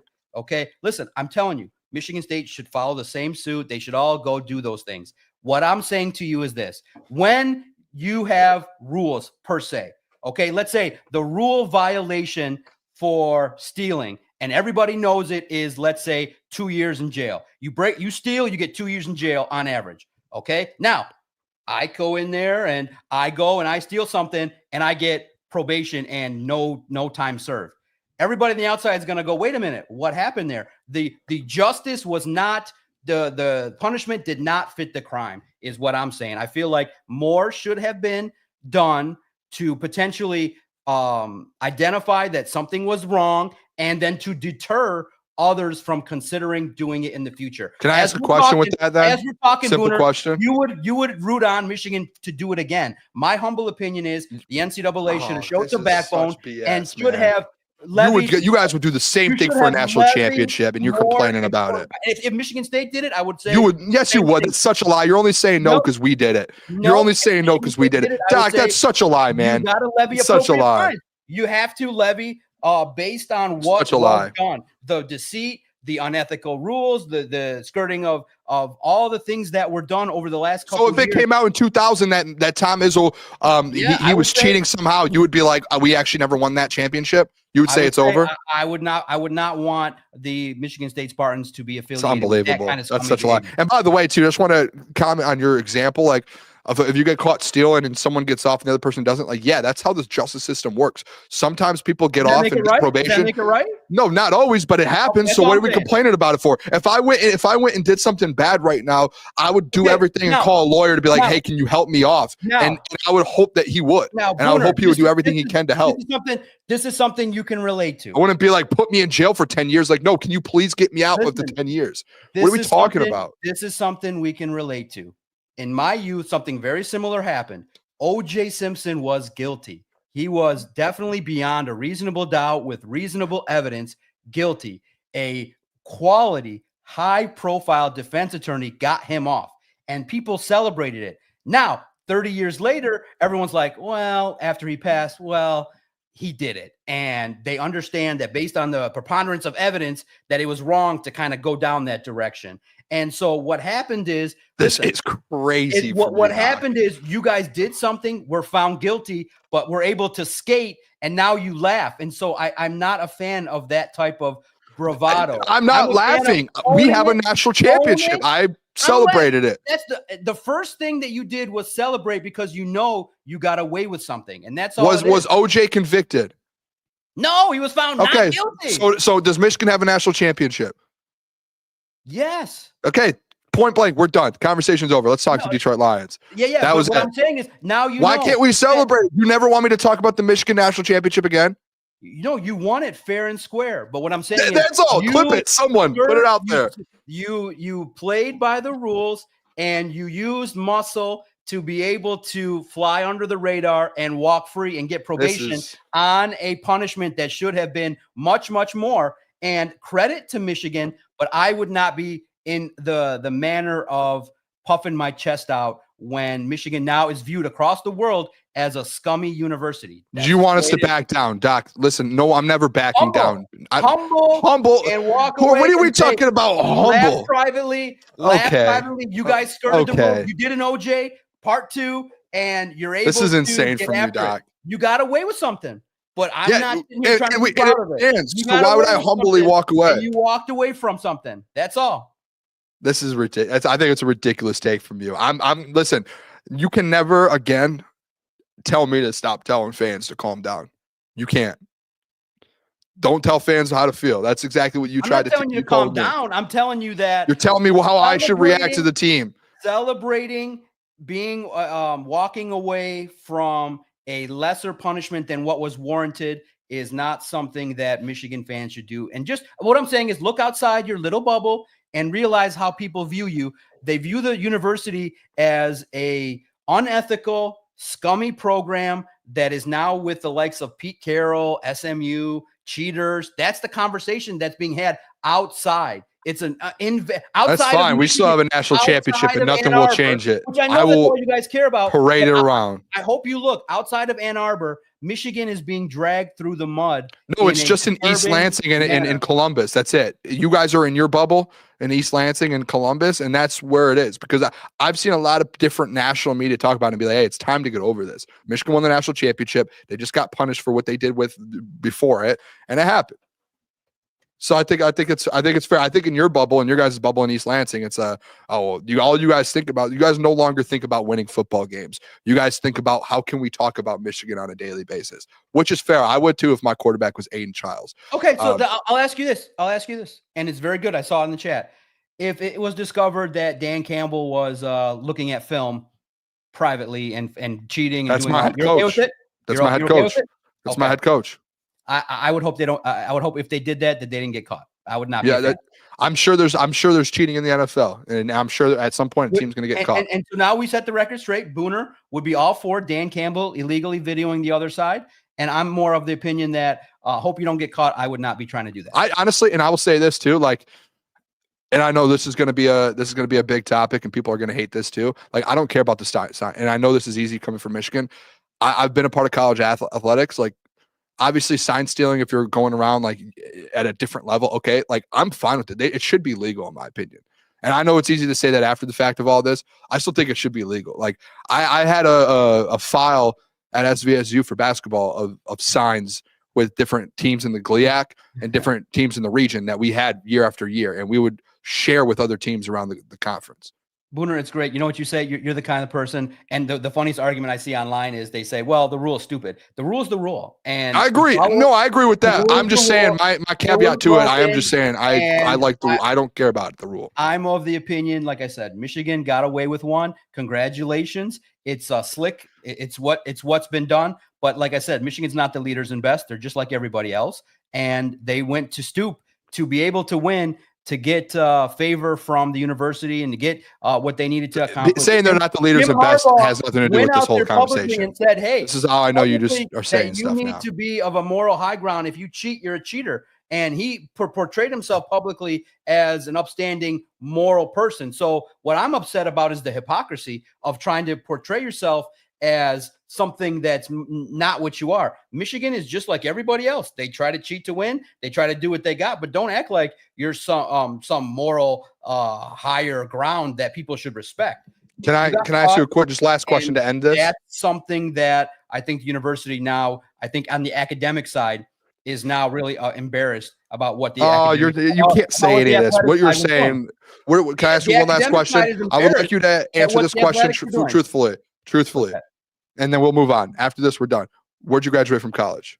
Michigan State University. Okay, so what you just said the last 5 minutes, in my opinion, there's nothing to it. You can remove that. Listen, you can't, because you're just saying all this because you went to Michigan State, dude. It's so relevant. You're being simple-minded. I'm not. This is simple-minded. If you didn't go to Michigan State, you wouldn't be having and so worked up about this conversation. To deter this from being done in the future, what happened does not deter it. That's all I'm saying. Listen, if Michigan we're State talking about unbiased, I'm the most unbiased. I went to SVSU. Calling Michigan State a leader and best and a bastion of leadership, I would say they're doing what they need to do to win. But Michigan listen, Doc, I'm the unbiased opinion here. I didn't go to Michigan or Michigan State. Michigan State is far from the bastion of moral high ground. There's Larry Nassar, Mel Tucker. It's everywhere. But what I'm saying is, if you want to move beyond who went to Michigan, who went to Michigan State, my point is not, well, Michigan did something, I'm mad at them. My point is, if you were to ask the question,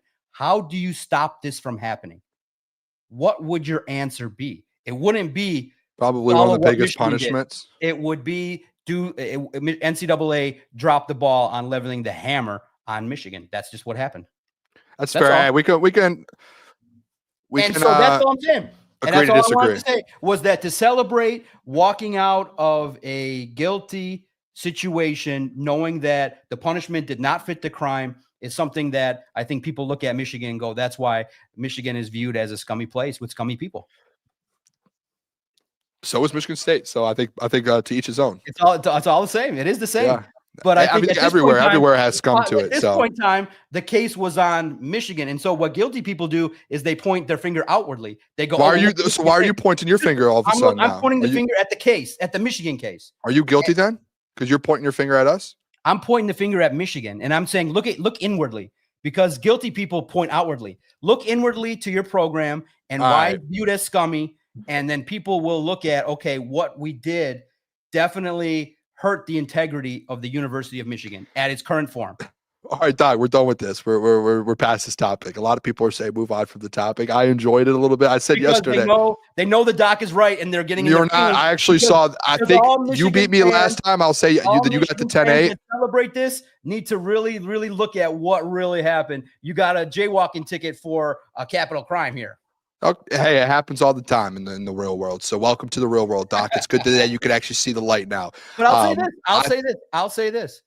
Jim Harbaugh, definitely good for you, man. Big hypocrite, and you got out when you did. Good call the way you left the university. Good call, man. Smart, slick move. The way you did something and don't have to be accountable for it. All right, Doc. Let's move on. That's not a leader. Let's move on, Doc. That's not a leader. Moving on. NFL. Jim Harbaugh. NFL. What are your thoughts? What are your thoughts tomorrow? I'm going to be there. I'll see you tomorrow. And by the way, last thing I'll say about that whole thing. I saw the chat throughout the whole thing. I think this is you beat me last time 10-8. I think I got you 10-8 this time. Oh no, going into it was going to be a 10-7 because Michigan. There's a 10-7, whatever it is. I still got you. I'm standing here for more than sports. I'm standing for just the principles. So outside of sport, listen, if State did it, I'd be okay with it, but I would not be acting in that manner. We'd be a little bit more discreet and humble about it. Like I said, this is about the principle. And the I put a poll in there. I put a poll in there for people to go vote on who won it. We'll let it run for the next whatever time is. I do want to ask you though, Doc. We're going tomorrow to Lions training camp, joint practice with the Houston Texans. Do you want to kind of just get a feel for what you're going to be looking for tomorrow for the people and different position battles, different things going on? Because I know there's about 5 or 6 days until NFL cuts are supposed to be made down to the 53-man. Would love to hear what you're going to be looking for tomorrow at camp. Yeah, I'm excited. Actually, I'm excited. And listen, good discussion. I liked it. I think you did on the debate side hold your own, and I enjoyed the talk. But I felt like it had to be said based on your behaviors. Hey, I'm going to always celebrate it. When we get off here tonight, I'm going to make sure I tweet the full video at you. So you have to watch it a million times. No, it's great, man. Listen, as you get older, I think you gain perspective. I think in 20 years, when we look back on this very chat, you'll be like, "Oh, Doc, you made some interesting points." I'm definitely excited to troll Nico Collins and be like, "Man, you need an Ohio State quarterback to be able to do something." Because when you were at Michigan, you didn't do that much. No, I'm teasing. I'm excited because I think that it's another chance for a good team to come in and for the Lions offense to flex a little bit. I do think that DeMeco Ryans is a really solid NFL coach. I want to see Amon-Ra St. Brown get after it. I want to see J-Mo get after it. I want to see maybe if Tesla gets in some more second team, first team work and get after it. So I'm excited for the whole day because I do think that the Texans are a football team that's better than the Dolphins, and they're going to get after it. So there's a lot of things I'm excited for. Now, it's unfortunate because I don't think that I have another colleague there. So I may rely on you, Booner, but I think we're going to be on the same side of the field. So I'll come wave and dap you up before practice and say hello. But I'm looking at it like it's another opportunity for Jared Goff and Hendon Hooker to potentially showcase some things. I don't think Kyle Allen's going to get a whole heck of a lot of opportunity. I think he's proven what he needs to prove. It's a chance for the offense to shine. I want to see the defense too stop CJ Stroud and compete against Nico Collins. So it's good. And I think everybody wants to see the pit and how Will Anderson looks and Penei Sewell. And I just think that the Texans are a team that I think will actually get the attention of the Lions. And I think it has a chance to walk away being an even practice where you're going to hear a lot of good reports about some things the Lions did, but also you're going to hear some things that the Texans can do that are pretty good too. Yeah. Do you think, Doc, I actually had this conversation with Jeff a little bit about Hendon Hooker. Do you think he actually ends up getting cut, or do you think they keep him as the third kind of emergency quarterback, which does, for people that want to know, it does count as a 53-man roster? Yeah, no, man, you've hit the nail on the head with the biggest argument that people are having. Here's the problem now. is that you got Mekhi Wingo back, you got Khalil Dorsey back. So those are two spots we need to kind of fit back on the 53-man roster. And so to look at it from that perspective, you go, man, it feels like a wasted roster spot to have 3 quarterbacks. You risk it and you go and you're able to really look at this roster.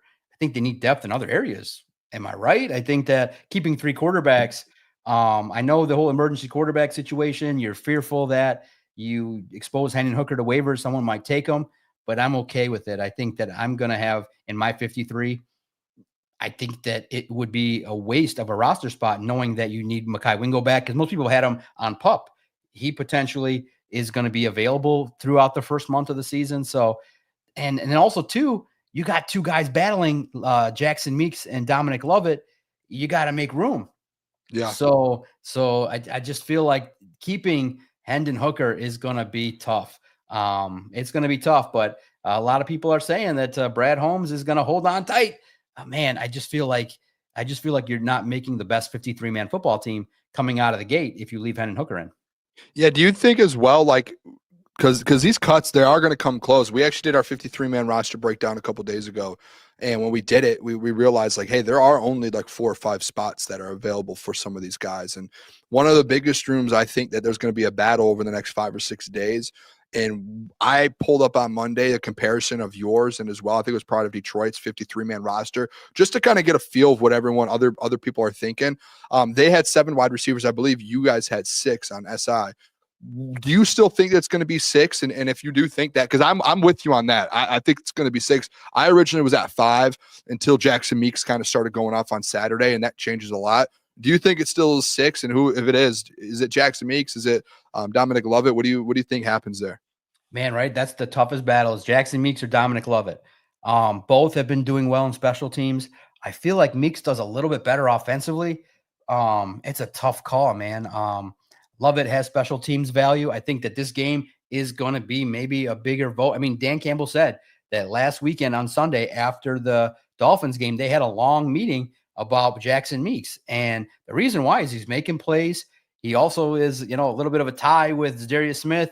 So that also gives you a little bit of a couple points to maybe keep him on the roster, but he's also a good player. He makes plays. He's available. Now, he wasn't as involved in practice yesterday as Dominic Lovett was. He had a nicer catch. So it's right there. This is the game I think is important for a couple players, for Keith Cooper, for Kennelly, and for Jackson Meeks and Dominic Lovett. So I want to see who battles it out and starts with tomorrow. It's very close. I had 7 at first before the last one. And I scaled it back down. And I think we're going to have to make a choice because you need more depth at maybe the offensive line, at cornerback.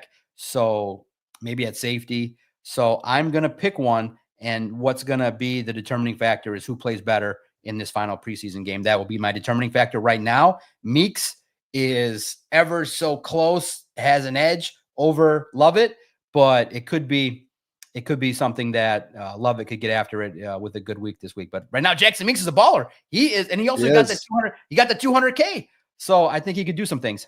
I feel like too, and this was just kind of my thought process when it went down, because the first game for preseason, the Hall of Fame game, Meeks he only had 1 catch, I think, and Lovett was getting more majority of the catches, and then Lovett got hurt. I think that second week really hurt Lovett, where Meeks kind of, if a guy goes down, someone can step up and take that spot, and Meeks kind of took advantage of it, and the rest is history, it feels like.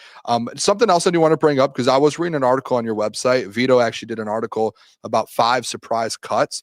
I want to name these guys for you, Doc, and I think I'm going to take one of them out because I think it makes it harder, and I'm interested to see. I want you to have to think the hardest about this one. So I'm going to name the 4 guys, and I want you to have to cut, let's say, 2 of them. Tim Patrick, Craig Reynolds, Shane Zylstra, and Khalil Dorsey, because those were some of the names that were on that surprise cut list. And the 5th one, for people want to know, it's Hendon Hooker was the 5th one. I think if you had to pick, I think Hendon would be the first one out there. I'll ask kind of 2 parts of this question. One, that whole list, those 4 guys, like Tim Patrick, especially, and Craig Reynolds, is there actually a chance at this point that even comes to fruition? And then 2, if you had to choose 2, who are you choosing that you would think that they end up cutting? Yeah, Vito did an interesting article this morning. And so To your point, I would cut Craig Reynolds and Tim Patrick based on that. I look at wow. I thought you were going to go the other two, actually. Yeah, no, I would say Craig Reynolds can be, Sione Vaki is a really good player that you drafted and can be developed and have special teams value. Now it's very close. I think Craig Reynolds is a really, really good player. I think the ceiling for Vaki. Now the question mark is his availability. So the availability gives the point to Craig Reynolds. Tim Patrick, if you move on from him, you would potentially be able to slide Isaac Tesla right in and be able to, I think, not have that much of a drop off. The third wide receiver doesn't get that much targets, but I do think that Tim Patrick's going to be on the roster. He's a good player. I do think that he's working his way back, but he's dealt with injuries. He hasn't had the best camp. He's been repping with the 3s and the 2s. And I think that, basically you got a younger, better, more athletic version of Tim Patrick in Isaac Tesla. But I think there's value once Tim Patrick kind of gets up to speed and is fully healthy. But at this point in time, that hasn't been the case. I like Tim Patrick. I think he's a really good asset. But I also, too, would, based on how the Lions shake out, I would add more depth potentially to the defensive backs room. And if you're going to add Zadarius Smith, that's another roster spot you got to look at. So it's a tough list. But I think that that's what I would look at. But I think what the Lions would do, it would be potentially off that list, it would be Craig Reynolds and Zylstra, because you have 2 tight ends. You have another one in Zach Horton that's been used as a fullback. And you might add others that come off the cut list. So it's a tough question. Very tough when you look at surprise cuts. But I don't know this year if there's going to be a real true surprise cut. I think the player that has a real uphill climb to make the roster right now is Broderick Martin. I just don't see him doing enough to warrant a spot. I think Lopez has jumped him on the depth chart. And I just see that there's going to be some tough battles. But I think they keep 3 tight ends. I think the Lions have loved to keep 3 tight ends, and Zylstra will be included. But if there are surprise cuts, you never know. It might be the decision between Craig Reynolds and Sione Vaki, because you might end up just keeping 3 running backs, but they could keep 4.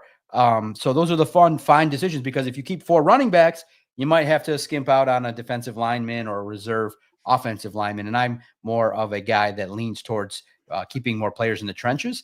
But that list is going to be fun to really make this week. It's going to be a challenge. Yeah, I definitely will. You mentioned Zadarius Smith there.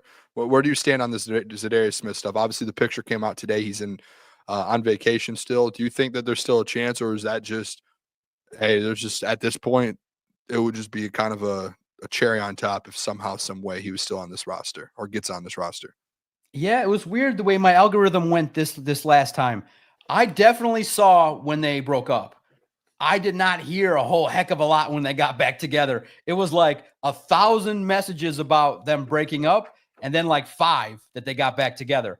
And I was like, okay, that's fine. That's another vote for Detroit. But what I tell you, it's boat season for Zadarius Smith. My goodness, he not only went overseas, he went to recently is now in the Caribbean. So he went to Africa and to the Caribbean. So that's a fun summer.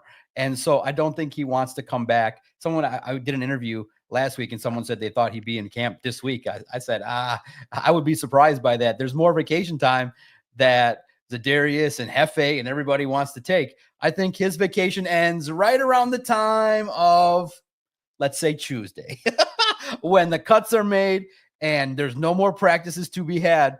Zadarius Smith might have a chance. Maybe this Friday after the last practice. But here's the deal. Again, you wait for the cuts. You're Zadarius Smith. You wait for the last moment, and you then go back to the table and say, hey, this is the number we want. Hey, we might have got this number from the Browns or the Bills or the Packers. Are you willing to come anywhere close? Because I think that reasonable to assume that Zadarius has a contract offer with the Lions that has a lot of incentives. Like, yeah, maybe we'll get you to $4 to $5 million, but you're going to need like double-digit sacks. You're going to need to be involved in 10 games. You're going to have a nice pressure rate, and you're going to have to do like 5, 6, 7, 8 things. Whereas he's looking like, hey, can I get a deal that's really guaranteed for a lot of it without having to earn it?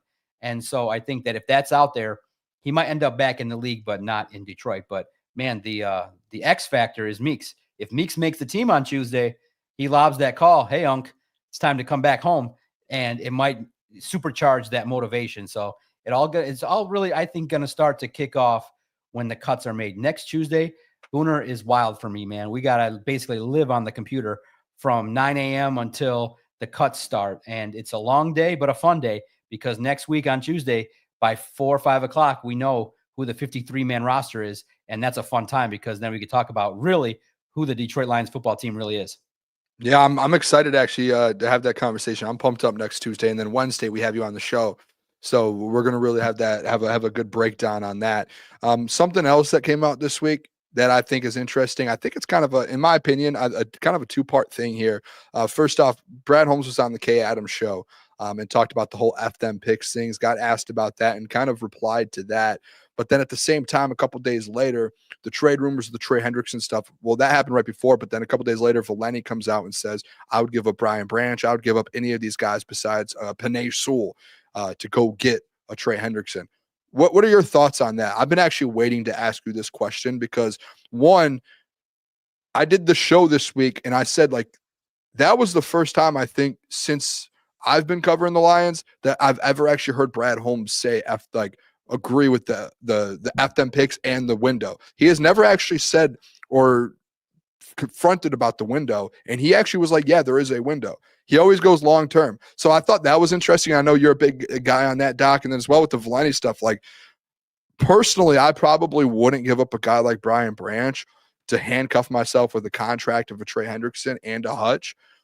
But I can see the side of it to where if you are saying that, like, it does make I don't know. I guess I can grasp it a little bit, but I'm still on the side of, like, why would you spend all that money on Trey Hendrickson and give up one of the best safeties in the NFL? That one I just can't wrap my head around. Yeah, no, it's wild. You know what's funny? Someone said to me, when Booner asked you on my podcast, The Lone Wolves, they said, when Booner asked you about Henderson, say something funny. And I said, okay, I'll think about it, but I don't have anything funny to say because it's a matter that everybody cares about. And it's a serious matter.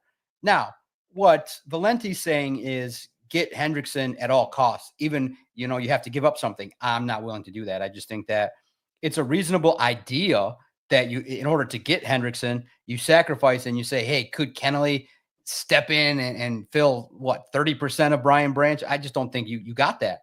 So, and what also Valenti said, which makes it understandable, is that you could do it to take a swing because you know that Brian Branch might be a guy that's on the way out. You can't pay two safeties $30 million a year. You know what I mean? So you might find room and you might end up keeping two of the four big guys that need some money. But I understand the premise, but you don't create a hole when you have a really good defense. You would definitely rip apart the locker room. So here's what I would do.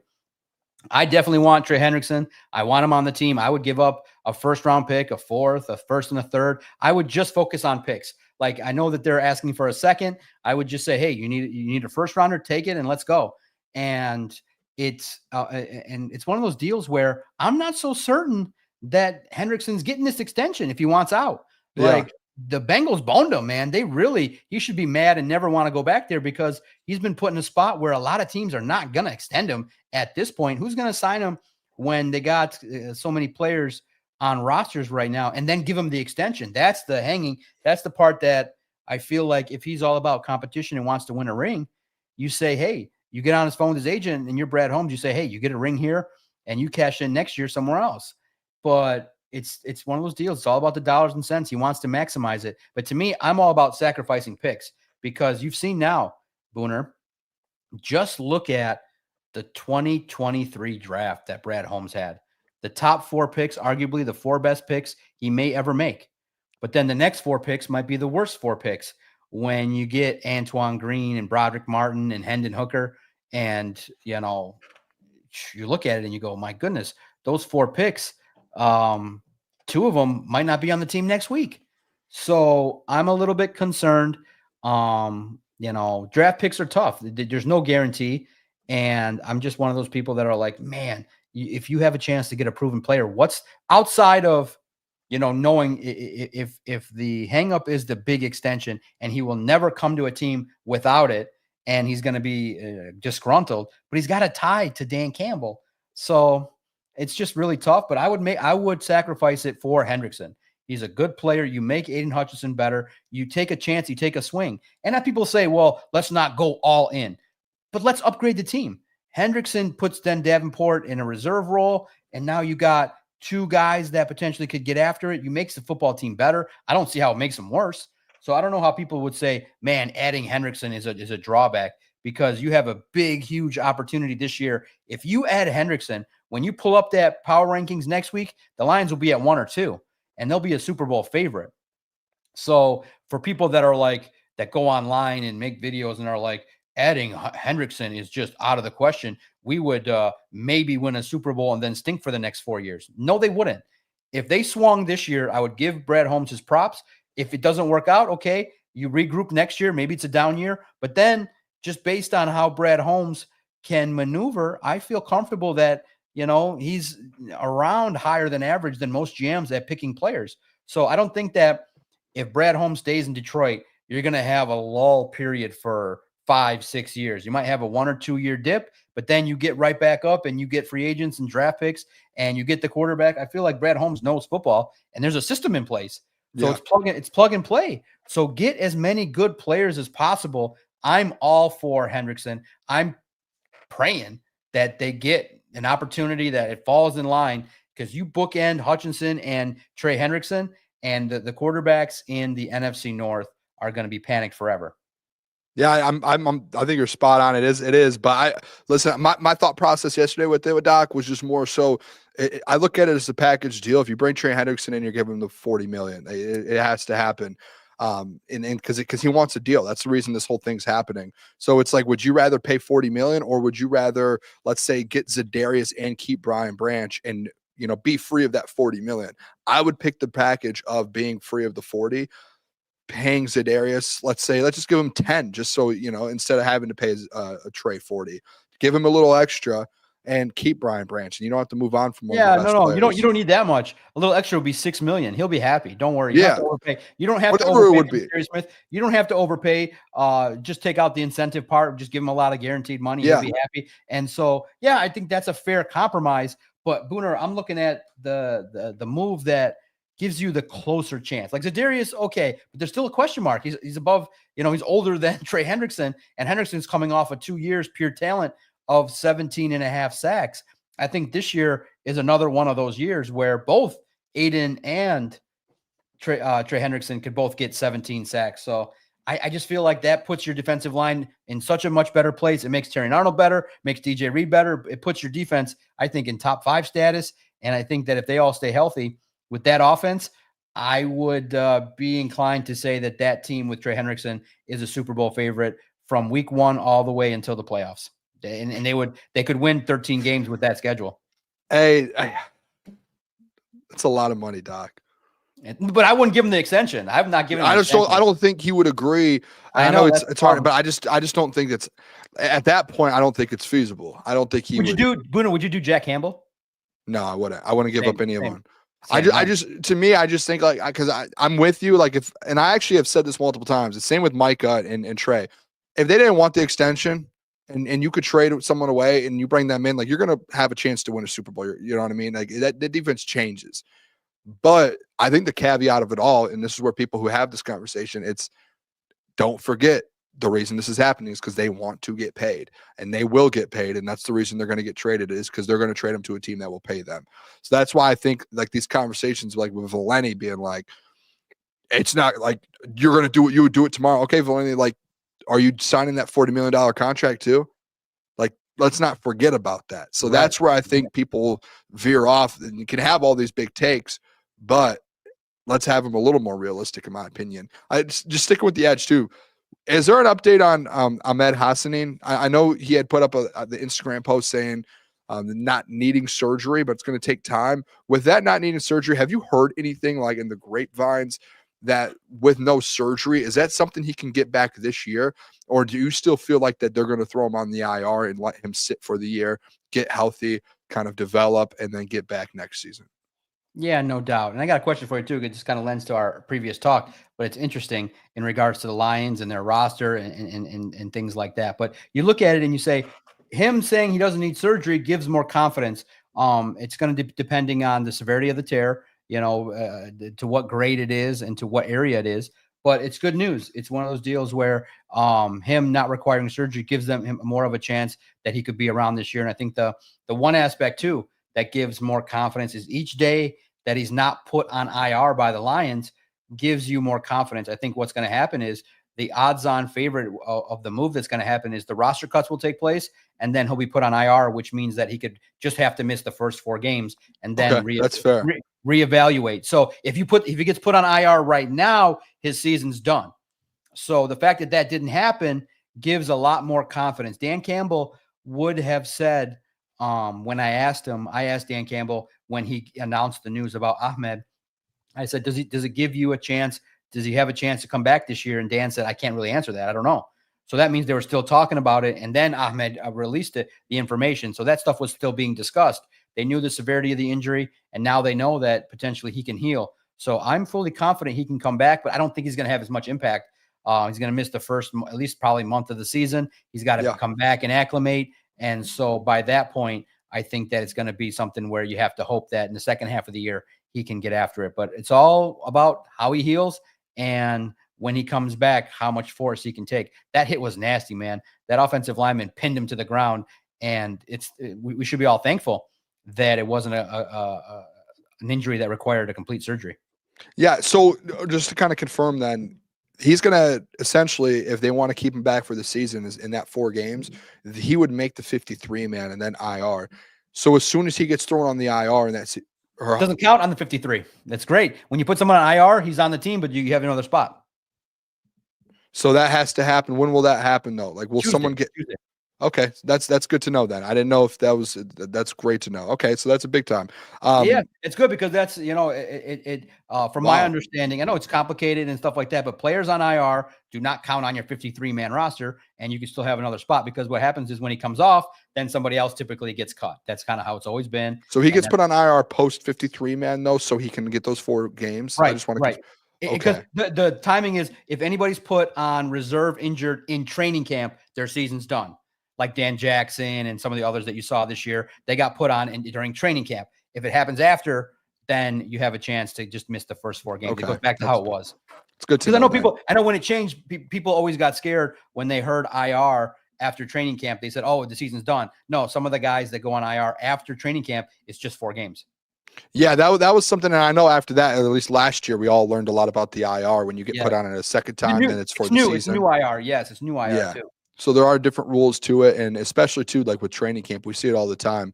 So I guess I would say I'm not reporting anything, but my feeling would be it's positive news because if it was negative news, if it was bad and he was going to be out for the season, he would have been put on IR by now. Yeah, absolutely. And like he said that he put out a hope statement that he can get after it. It's just going to depend on the severity and how he heals. So it's going to take time. What else too? Like for the game on Saturday, is there anything? Or I know I already talked to you about the joint practices and players kind of on the bubble. Do you think that they're going to play any more starters? Like even like Tyleek or Tate Ratledge? Do you think any of those guys end up getting in, or you think they're just ready to go for week 1? If there was any thought of doing that after Hassanin got hurt, you're like, no, we want to stop that. We don't need to do that anymore. Yeah. You can't afford it. Like I said, Kyle Allen doesn't need to play. I just need this game to be about the guys battling for spots, the second and third team offensive line, the guys battling at the safety spot, the Rocky Sins of the world. So no, absolutely not. Mm-hmm. Nobody of consequence should be playing on Saturday. It's too risky. The Packers game is right around the corner, and you don't want to risk anything fluky. It's not needed. You practice hard throughout the week, as hard as any NFL team in the league. And you know what you bring to the table. This offense will be fluid, and they'll work out any concerns. Because guess what? Here's the great thing is that whatever issues the Lions offense has to start the year, the other side's going to have the same issues. The league doesn't let you practice to the same level of veracity as they did in years past. So that's why, remember, if the Lions look a little sloppy the first quarter of the season, so will the rest of the league. September football has looked a little rocky the last couple years. Slow. Lions were slow last year. And the rest of the league was the same way. It's sloppy. There's more because that's the real time that teams gel. And so I don't think that anybody's going to get a massive lead ahead of anybody because of how just the league works. And so The first game against the Packers might not be pretty, but I think in the end, the way the Lions are shaped, Booner, the starting 11 on offense and defense just is amazing. I think that it stacks up across the board. When you look at the starters, the 22 players that start for the Lions, I think are going to be very special and have a chance to lead. It's going to be those special moves that you make. Does a Kennelly step it up and become a nice reserve? Does a player like a Giovanni Manu, if his number is called, to step up or be in the mix? Does he do something? Is it Dan Skipper? Does a guy like Coyote Awosika step it up? Those guys are going to be needed. Jamarco Jones has a good camp. I think he's worked his way to be a reserve. Those are guys you're going to need. And guys like Zach Cunningham are going to be called upon at some point to make some plays. And I think that the depth is okay, but can always be better. And so here's the fun part too. The Lions will make their 53-man roster on Tuesday. We'll all look at it. On Wednesday, Brad might tinker and make a couple moves. A couple of the guys that made it just will make it, but then other guys get cut. And so it's always fluid, which is crazy, is that we go hyper analyzing the 53-man, and 24 hours later, 2 dudes could get cut later on, and Brad likes them. They're on this team. So I'm excited to see who gets cut elsewhere and who's out there. So it's a fun time, man. Next week is fun. Yeah, I'm pumped up for it. I want to real quick tell the people to drop some mailbag questions for the doc here while we have them over the next kind of 10 more minutes here. I do want to ask, because it is a moral question, and it's one of those deals where we do have to have a caveat here. But I saw the footage. I didn't see the actual video, but Deshaun Watson was getting back in action. Now, let's put the caveat that he's a good quarterback. If he was a good quarterback that had skills, that had potential, and let's suspend disbelief, just any team, not the Lions or any team. If Deshaun Watson was a great quarterback, would you want him on your team? If he was great, if he was good at what he did, knowing what you know about him, would you want him on your team? If he could sling the rock and get after it, Mike Vick. When Mike Vick handled his situation, would you have wanted him on your team? Good football players, but maybe have some issues. What a question. Doc, what a question you've put. I know the answer. I know the answer. The answer should be yes. A lot of people are saying no in the chat. Oh, they say no. I've never seen it. Yeah. Oh, they don't want Deshaun Watson. I don't know if I.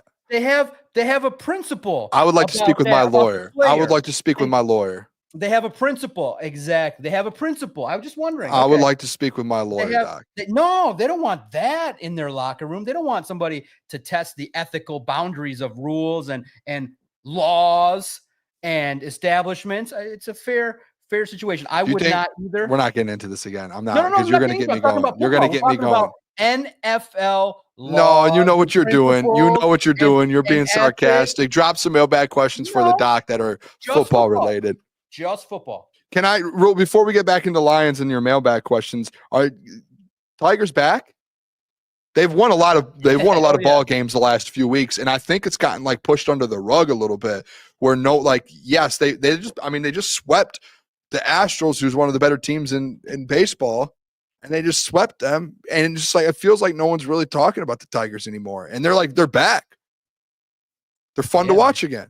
They're fun to watch, right? And pitching, and it goes to show you how timely hitting and not swinging at bad pitches and getting ahead of the count is great. It's very fun to look at a baseball team when they play well. And this Astros series was great. What a game yesterday, 0-0. It made your heart stop, man, with all those close call innings. And then you had a chance there, and Gleyber Torres to the rescue. It's fun. But again, it's one of those deals where we already knew the baseball team was good. It's the final step. Did they do enough?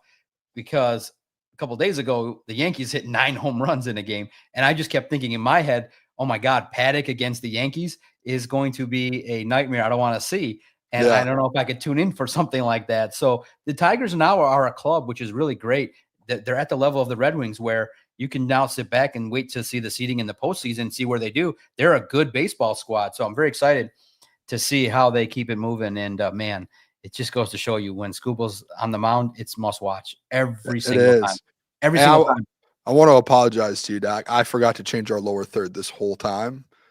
So I just got yours up there now. So John McEnroe joins the show. Thank you. No, we're there. They know who I am. I mean, I have 5 names. I just had to make sure. Yeah, no, I don't mind at all. I was listening to some of the chat, and no, you don't have to worry about introducing me. They know who I am.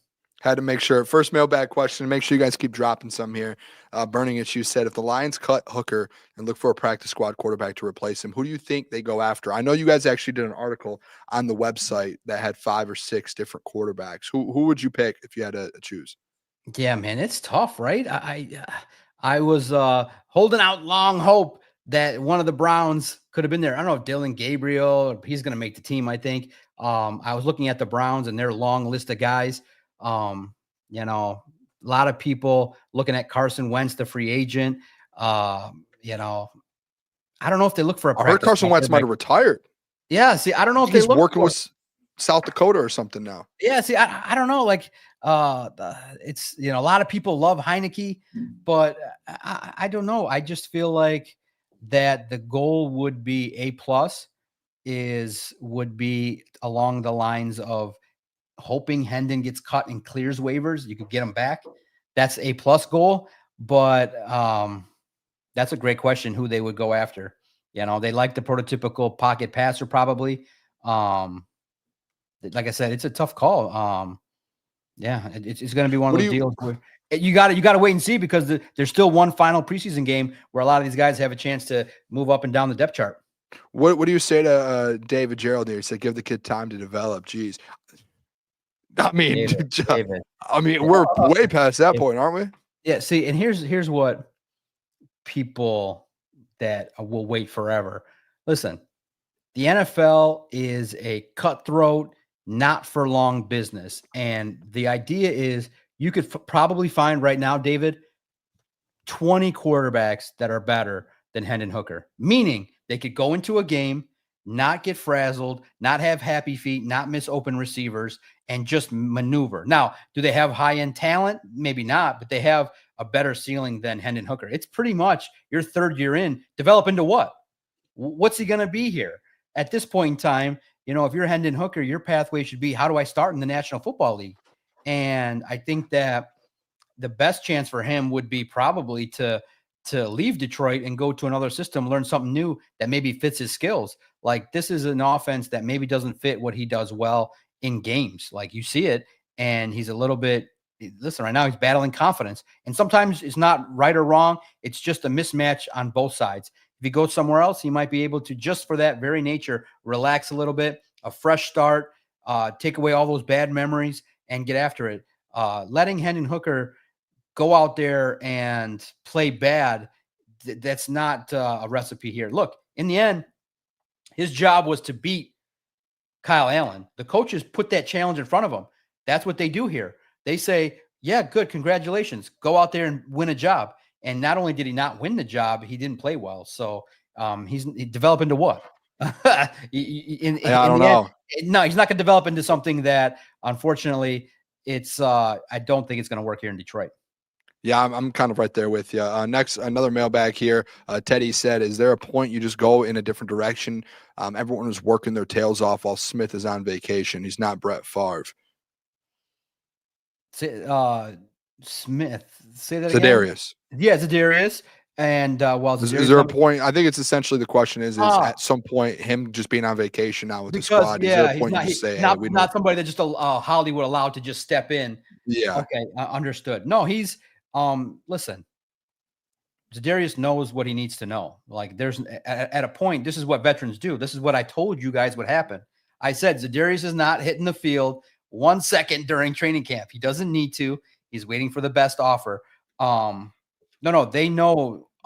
Veterans understand that he's been through the wars. He's practiced with these guys.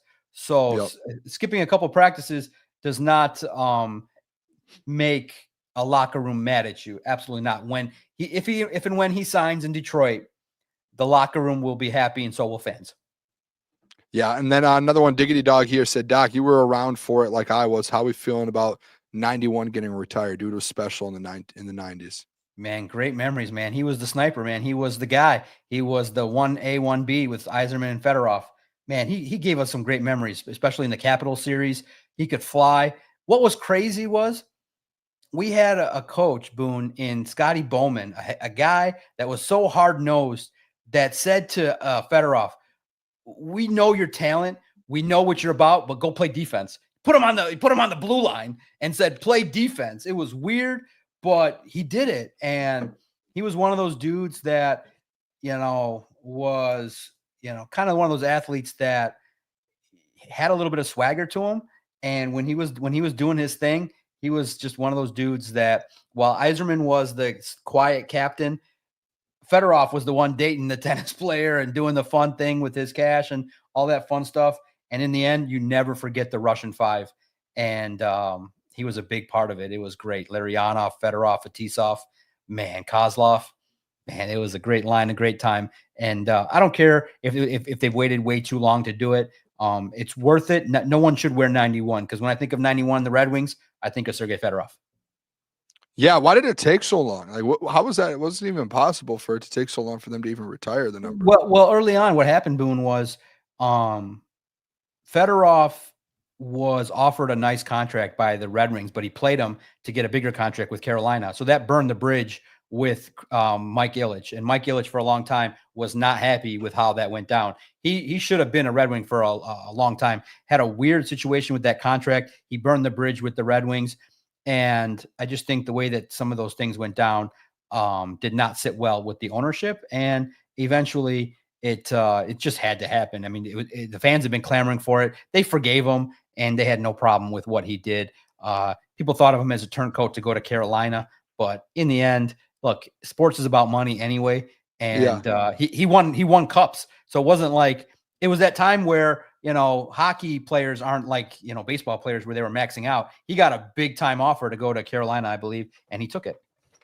Love it. Yeah. I mean, I would probably, I'm not gonna say I would take the money, but it's yes, you would. You would take when the money. money's on the table. I mean, you have to consider it, right?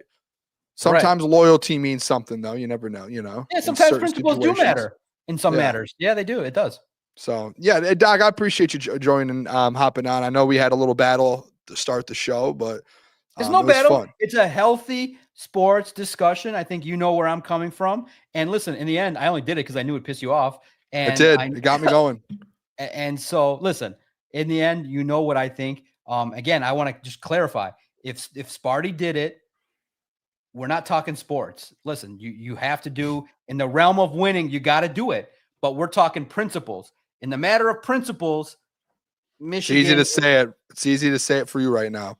It's not easy to say it. I'm saying the same thing. That by what has happened, more teams and more college universities should try it, because if that's the punishment, that is not in any way near a deterrent to make anybody stop trying to finagle the rules, do some fun things. And like I said, credit to Michigan for being so advanced at it that they kind of probably knew that nothing would happen. And but in the end, that doesn't make you the leaders and best because you just say you are. You have to kind of walk the walk and talk the talk. I'll let you have your say there. But we did put a poll up, and the poll was very clear who won that. Bro, the whole world. That's wrong. The whole world doesn't care anything about it anymore. Is going to support Michigan. I love that. You support, but I'm talking about if you just ask the question, ask that same question is, were they right to do it? Were they correct? Would you have, if the punishment was different, if they threw the book at Michigan, if they levied $100 million fine and a 5-year postseason ban and fired Sharon Moore, if they had done that, would it have been worth it? And so I just think that NCAA figured out that Michigan's important to the bottom line, and they let them off pretty easy. And let's see if this new discovery appeal ends up being a big mistake by the University of Michigan. We shall see. But in the end, like I said, you're not the leaders and best, and you never probably will ever again. Peace, Booner. You're crushing it. Keep crushing it, bro. I appreciate it, Doc. Hey, Don, he's gone. This guy just leaves like that. Love the Doc. That man came in firing today. He came in shooting bullets right at me. I had to defend myself. People said, Booner, why are you yelling? Why are you doing this? I had to defend myself. Do you not want me to defend myself? People talk about the blue wall. I was defending the blue wall. What else am I supposed to do? Sit back and watch it happen? If you guys want to, we have 5 minutes left. You can drop some mailbag questions for me. Drop some mailbag questions. Some things I'll answer, some things I might not. But I'll answer whatever I can. Throw some in there. Let's see. Listen, the Michigan stuff, it is that's what I'll say with the doc, is the doc a couple months ago said, Booner, don't tell fans how to feel. And then he told me, Booner, you're not allowed to celebrate your win. So it's he's kind of in the middle of this thing here. He's playing both sides of it. He's telling me one thing and then saying I can't do that. Then the other side. It makes no sense. Can't wrap my head around it. I think I'm losing my voice, by the way. I've talked too much the last 3 days. My voice is going. Michael Gentry's in the chat. Shout out Unc. Michael Gentry. Legend. Mike will be joining on Friday, by the way, too. He'll be joining. I've Chris coming out for the whole second hour. I think Mike might be for the whole 2 hours. I'll double check. He's listening now, so he'll probably shoot me a text to see for the whole 2 hours. But we have Chris Castellani for the whole second hour as well. Drop some questions though. I'll answer some. Hanjo, shout out Logan. He said, I'll rank the quarterbacks in the NFC North. Jared Goff. As of right now, even though I think he's underrated, Jordan Love, Caleb Williams, JJ. Just based off of what we know so far. That's it. That's the only reason I would say that. Bull's turn. One surprise make and one surprise cut. Surprise cut. See, I think it's harder to do these questions on a team like that's built already because I think there's like 48, 49 players. Surprise cut. That's such a good one. I don't know. Maybe like a Zach Cunningham, but I think Zach Cunningham makes the roster. And then a surprise make, Nick Whiteside. I think Nick Whiteside has a chance to make this roster. Saginaw Valley alum. Phil, mailbag, jeans or khakis? I like jeans more. I like black jeans. I don't know if those are considered khakis or jeans, but I like jeans as well. I would go jeans over khakis for sure. Freddie said, I will be home for the Lions-Bucks game. Where will Crunch Time be posted up this season? So we're going to be rotating through different bars, different places, and we're just going to be a kind of rotation. We don't even know where we are week 1 yet. We're still kind of figuring out the logistics of everything and where we're going to be at. But I will, Freddie, when I find out for that Bucks week, I will be sure I let you know. I will let you know. Mailbag, ETN said, when are we doing a Crunch Time Fantasy Football League? ETN, the next 7 days, I promise you I will get, and I think I've spoke with Caleb already. He might be the one running it. So I think I'll speak with him this next week. And he also wants to do a, what is it called? What is it called? I don't remember what the name is, but he wants to do some type of other elimination league or something like that. I can't remember what those things are called. Cartier said, can you name 2 rookies from this draft you are excited to follow, non-Lions players? That's a great question. One, I want to see Jackson Dart. I don't know what Jackson Dart's going to do, but another one I think that people aren't talking about enough, well, maybe in Tampa they are, but Emeka Egbuka, wide receiver in Tampa Bay. I think he's going to be the best wide receiver in this class. I know there's a lot of good wide receivers, but I think Emeka Egbuka is going to be very, very good.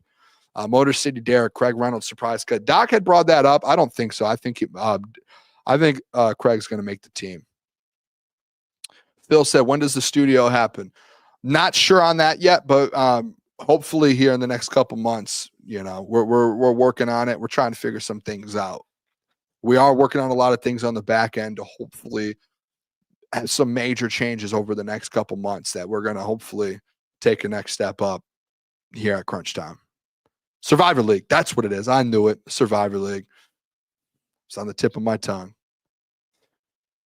Gary's just good politician. That's a politician's name too. Gary Meyer. That's what a politician's name is. Just caught up. Both of the guys made great points. Politician. I like that. I respect it. Toasty Waffle, will Klotz be on during the season? Klotz will be. We're going to figure out for the season too. Klotz is going to have like different segments. He'll probably be on like a specific days for certain times, like Tuesdays 8 or Tuesdays 9 o'clock. Klotz will come on Thursdays 8:30. The Klotz will come on. We're going to find some different ways to make the show where we can get Klotz on the show. Teddy, I know you're young, but did you watch the Pistons destroy the Lakers back in 2005? Rasheed Wallace, Ben Wallace, Tayshaun, Rip, Chauncey. I was about 7, 8 years old. I do remember it. I don't remember the whole season. I remember most of it, though. My favorite player that year, the next year after they won the championship, I got a Rip Hamilton jersey for Christmas. Burning issues. I don't think Booner knows what a surprise cut actually is. I don't think there's going to be any surprise cuts. I don't want to throw one out there and the guy makes the team and you guys are like, you said this guy might make the team. I don't think there's going to be any surprise cuts. I don't think there will be. I think guys that get cut, we're going to know. Like Tim Patrick will not be a surprise cut. He's going to make the team. Craig Reynolds will make the team. I'm not going to throw out surprise cuts if I think the guy's going to be on the roster. That doesn't make sense to me. Makes no sense. All right. Hey, Cartier, you'd be surprised. No, I would be surprised because that's not going to happen. Definitely won't happen. But all right, we're going to wrap the show up. I appreciate everyone tuning in today. We'll be back tomorrow. We actually have a loaded list of guests for tomorrow. I'll name it real quick here for you. We have Nolan Bianchi joining at, I believe, 8:30. Joseph Dion covers the Lions as well. He's going to be joining at 9:15. And then Anthony Broom, who covers the Michigan Wolverines, he'll be joining at 9:30. So tomorrow is a packed day, 3 straight guests, talking Lions, talking Michigan. And then Friday, we're going to have Chris Castellani for about an hour, and Michael Gentry will be joining as well on Friday. Appreciate you guys all. Make sure you guys hit the like, subscribe, all of that. And I will see you guys tomorrow. Love you guys.